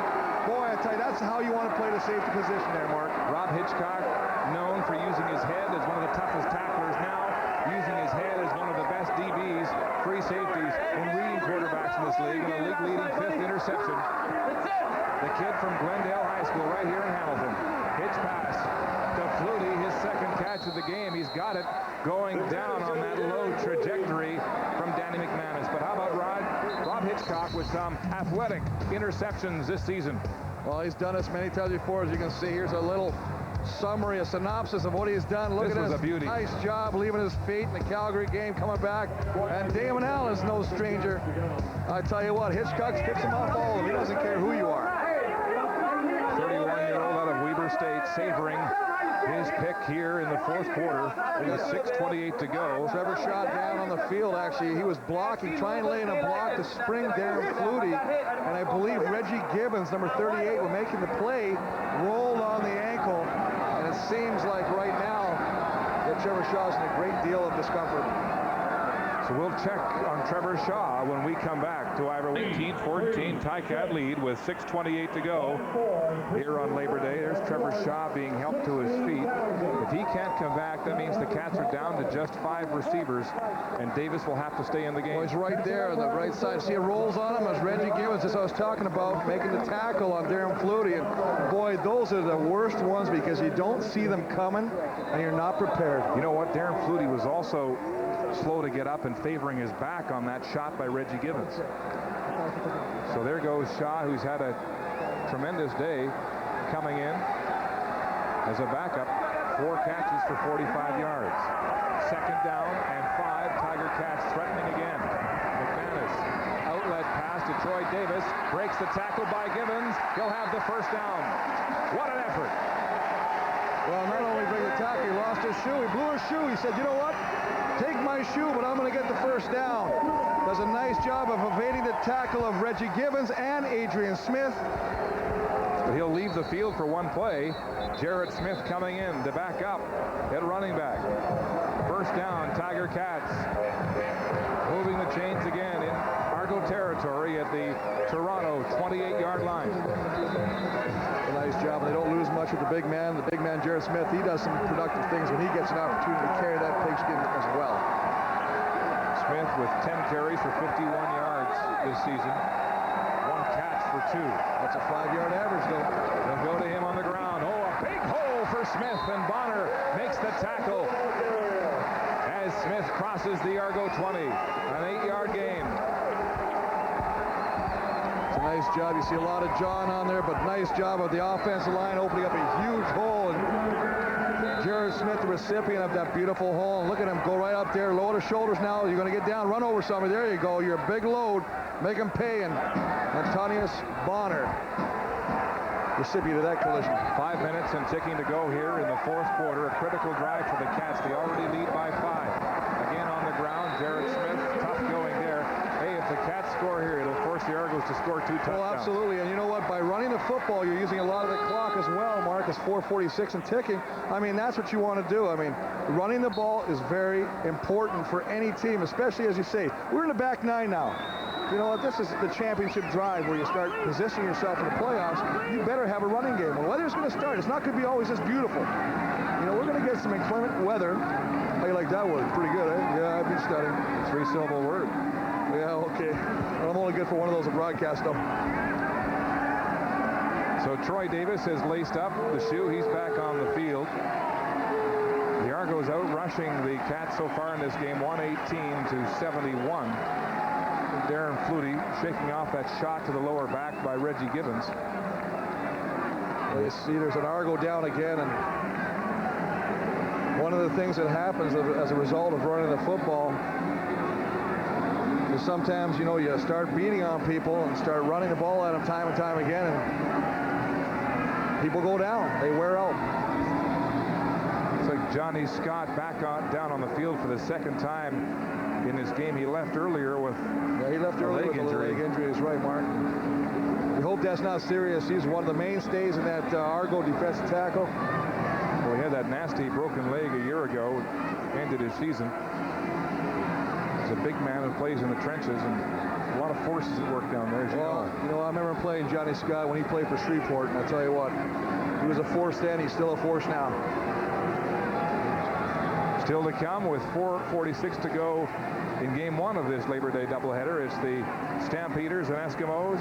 Ricky Ray set to go, set to start at quarterback for the S in the Battle of Alberta, where there is no love lost. Oh, absolutely. But I tell you what, looks like a nice day and a sellout crowd filling in at McMahon Stadium for this one. And of course, in 5 days, they'll go right back up Highway number 2 to Edmonton for the rematch. And what a beautiful place to play a football game. I love Calgary. Great turf, great fans. Just gotta love it. It's gonna be a great game down there. And there's the story. Ball possession and control, 2-1 in favor of the Tiger Cats, as they still attend to Johnny Scott on the field. Well, you know what? You know these teams, they don't like each other. The players don't like each other. But the thing about it is, look at some of the animosity. This was the penalty that Montfort took against Dave Hack, acting there, and some more shoving. There's O'Shea and Pascal Charon, a couple of teammates from 2 years ago. Then Archie Emerson with a high crotch crab and a wrestling move on Michael Fletcher.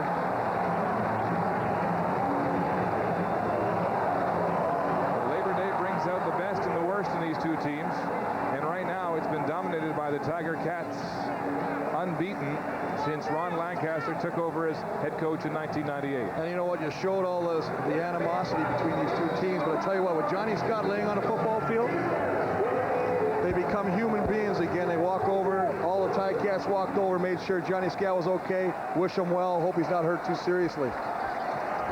So Johnny Scott makes his way with assistance from trainer Aaron Brooks to the Argo sideline, and that means the rookie Chuck Walsh from Waterloo, a Burlington boy who's enjoying this one, I'm sure, out of Nelson High School, comes in for Johnny Scott.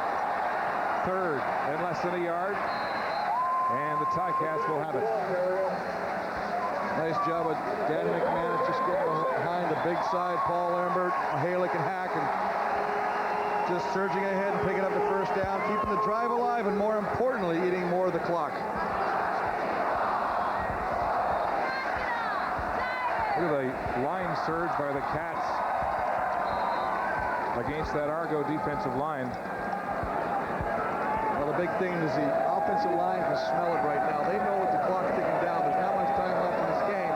They keep the drive going. They got a great chance to put a nail in the coffin. Yes, less than 4 minutes to go now in the fourth quarter, and they'll stay on the ground. Troy Davis straight ahead, scrumming his way close to the 10-yard line on first down.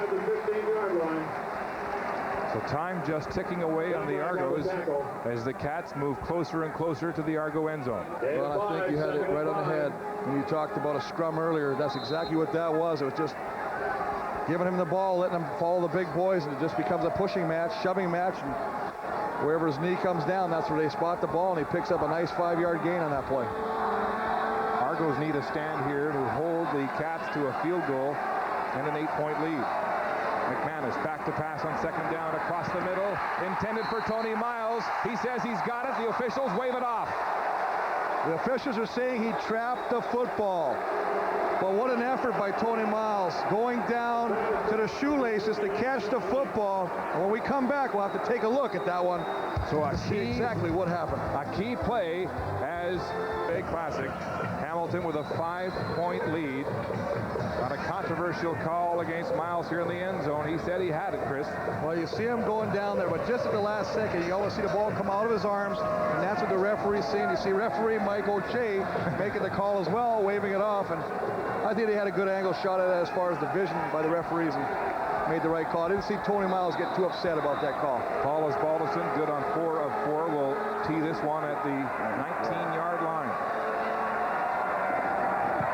Chip shot for Osbaldiston right through the middle, and so the Hamilton lead now is 8. 9 points, 3 Osbaldiston field goals off turnovers, none more bigger than after that third down gamble that failed by the Argos on their own 21-yard line.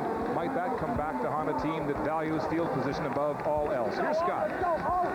Well, Mark, there is Darren Flutie, who is down in the dugout for the Hamilton Tiger Cats. Right beside him on the left side is Dr. David Levy. Tremendous pain on the part of Darren Flutie there, and that is in his left hip area, and Dr. Levy is working on it there. But that's all we've got right now. Johnny Scott, meanwhile, of the Toronto Argonauts, got really rocked, and he was cut the right side of his head. Dr. David Greenberg of the Argonaut staff was working on him back there. Johnny Scott remains out, head between his legs there, still rocked down on the Argo bench, guys. Yeah, it's a big loss for the Argos, but how about if Darren Flutie can't play? Trevor Shaw already going out. 6 receivers set. Bishop can't make the read. He'll run for his life to the sidelines where Schelling will escort him out of bounds.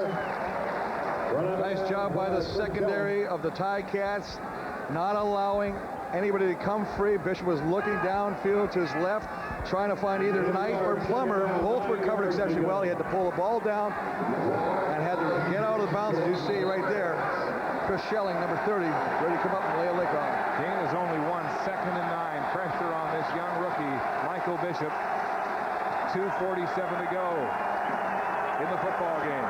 His team trailing by 8. Bishop with time across the middle. Nearly picked off as Woodson again breaks up the play to Daryl Mitchell. Well, in that particular play, I think Daryl Mitchell actually broke the play up, because had he not came back and jostled Sean Woodson, Woodson would have had the interception. Just another situation of a rookie quarterback, Michael Bishop, trying to force the ball into a situation, trying to find Daryl Mitchell for the catch, can't get it. End result, they've got to punt the ball away, and with 2:42 left, time has really become a factor. Going to the air to his favorite receiver after a ground game that has stalled in the fourth quarter. The Argos with just 1 rushing yard in the fourth quarter. Prefontaine, lots of time, drives this one deep. Mace Freeman retreats over his 25. Freeman tries to get outside, then turns back up the middle and is tackled immediately. Randy Machensky, the free agent out of Saskatchewan, with the tackle on a 49-yard punt and an 11-yard return by Freeman. A tough day for him. 2 fumbles, 1 negated on an early whistle. As Danny McManus comes back to work. Well, the nice thing about it by the Ticat defense is you forced Toronto to pump, and not only that, you really haven't given up any field position, and now you're starting at your own 37, which means that even if you have to punt, you're still punting from a fairly good spot on the football field. Mace Freeman into the game with Flutie ailing that lower back hip injury. The late word out of the Ticat sick bay is that Flutie has a bruised hip. Well, it might be a bruised hip, Mark, but it might have been the play you picked out earlier in the game when Reggie Gibbons kind of went over there and made the tackle and hurt Trevor Shaw, unfortunately. And I think that, as you say, I think Darren Flutie had his back rolled on as well. So a couple of unfortunate incidents in that one play. 2:20 to go and ticking now. Second down, 6 yards to go for the Tiger Cats at their own 40-yard line. Argo's looking for another big defensive stand here to get the ball back to the offense. Pitch pass, Mace Freeman has it, tries to break free, and Adrian Smith with the shoestring tackle. And it's shy of the first down as we take one more look at the mishap involving painful Darren Flutie. Well, you can see right there, it's just a hitch pass out here, and you can see he gets the ball down, goes down low, and there it is right there. And that's where I believe it right was. The helmet right in the hip.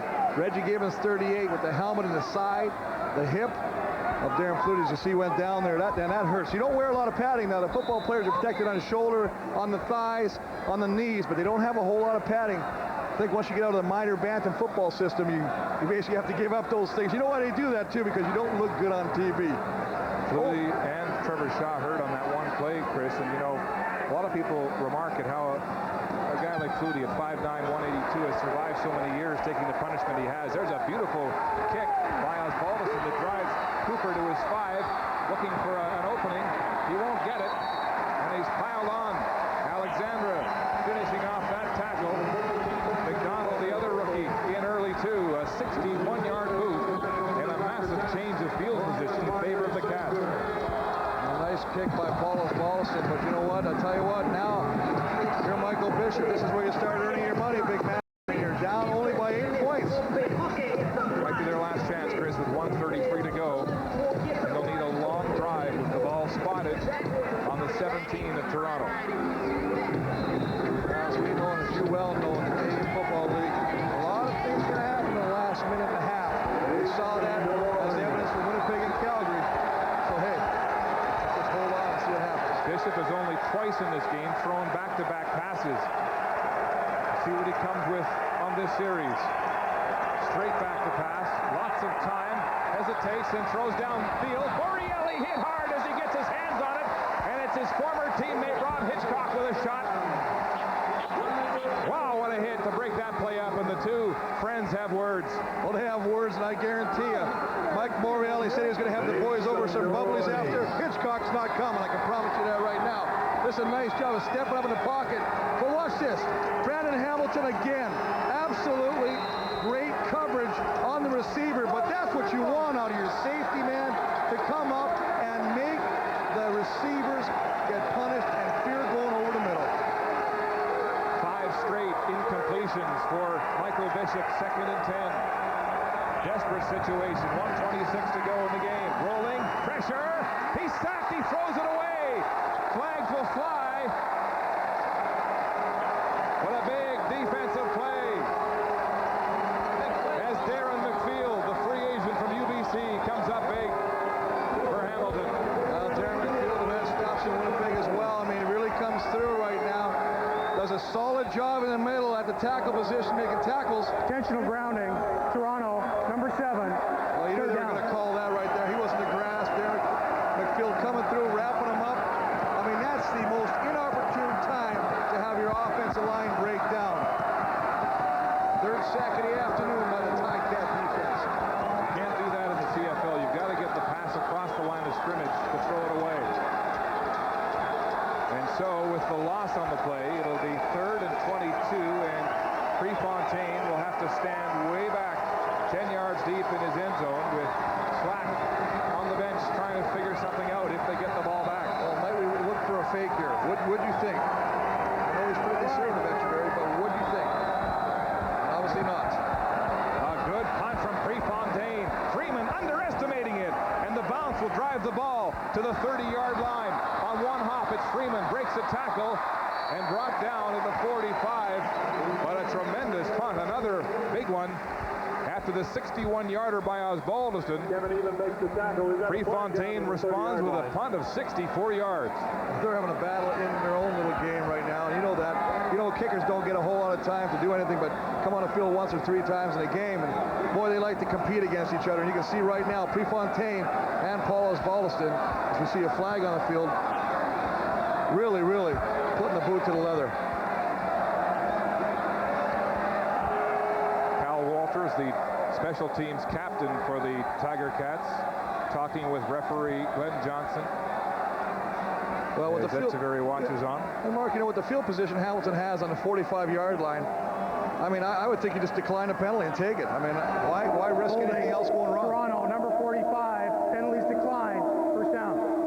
Shensky pleading his case to head coach Jerry Echeverry. He's called for holding, declined, and so the Cats will take over at their own 45.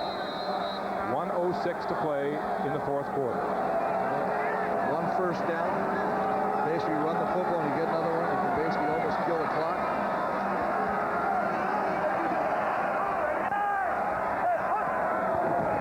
Good tight end offense for the Cats as Troy Davis stays on the ground. Michael Shea and Reggie Gibbons in on the tackle for the Argos, but how about Rob Hitchcock? A big interception and a big hit to break up that play to Mike Morielli.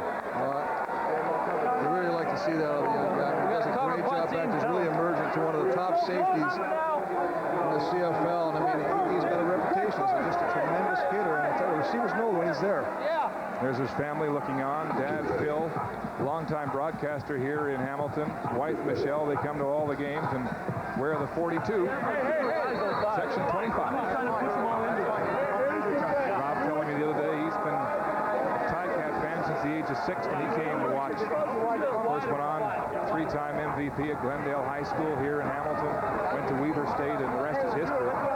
Become one of the top safeties in the CFL playing in his hometown. And doing a fine job. I mean, really, they are really playing well as a secondary. I mean, they're taking some heat earlier in the season, but boy, when you get play like that on your safety, boy, everything else just shoots the gel.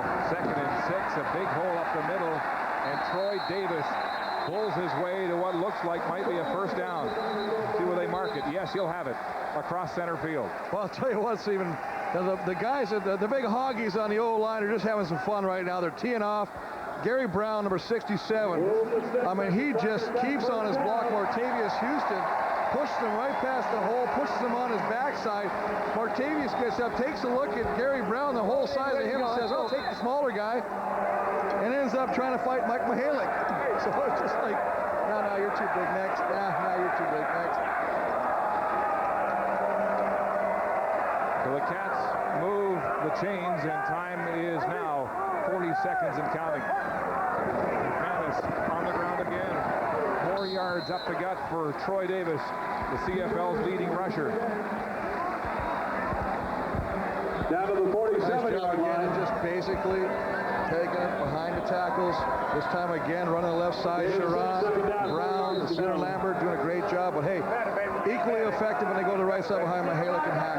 And you got to give credit to the fullback. Sometimes they don't get a lot of credit. But I think no matter who's been in there, Smith, Ford, or Bowles, they've done a good job. 2nd and 4, Hamilton. Davis with 22 carries for 80 yards. McManus now taking a knee, trying to eat up time.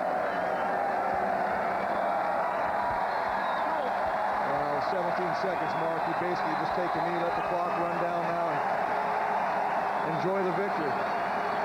Big victory for Toronto. They pull apart. It's a 4-point game.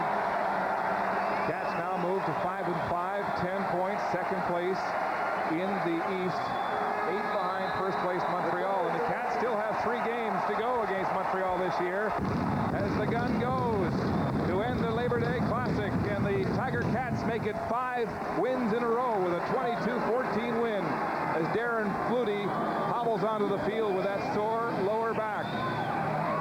But a big loss for Joe Montford in his first return to his old home in double blue. Consolation from his former teammates. But the Argos in tough now at 3-7. And really, in the East, the battle is for 2nd place because the way the West is shooting up, Chris, 3rd place may well indeed be a crossover. You're looking at everybody else in the West with 10 points. I mean, any one of those teams, whether it be BC or jump over and take this last playoff spot in the East right now. With the win, the Tiger Cats guaranteed their 5th straight winning season at home. 5-0 so far this season. As Mike Mihalik savors this one, a hot one. The Argos with their chances let it get away as Annunziata, one of 14 former Tiger Cats, sits in defeat. Here's Scott Russell.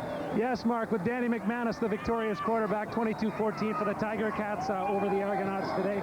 First, you talked about earlier, Danny, that the playoffs really start now in a way, the significance of the victory. Yeah, I mean, this was a playoff atmosphere game. Both teams played hard. A lot of credit to Toronto. It's hot out here, and they came played 110%. Both teams were out there giving it their all, and I think all the guys are going to be at home in bed early tonight. You've done so much, and yet you said, I got to work on mechanics and make things better for myself. How'd it go today? Not bad. Throwing the ball wasn't too bad, but their defensive backs and their front four get after you right away, so I just had to make some good throws, but the biggest thing, our receivers made some great catches, and the line gave me some time to get the ball downfield. Danny, thanks very much. Congratulations on the victory. Thank you. Danny McManus of the Tiger Cats, 22-14 over the Argonauts today. Out west now to McMahon Stadium. The Canadian Football League has been brought to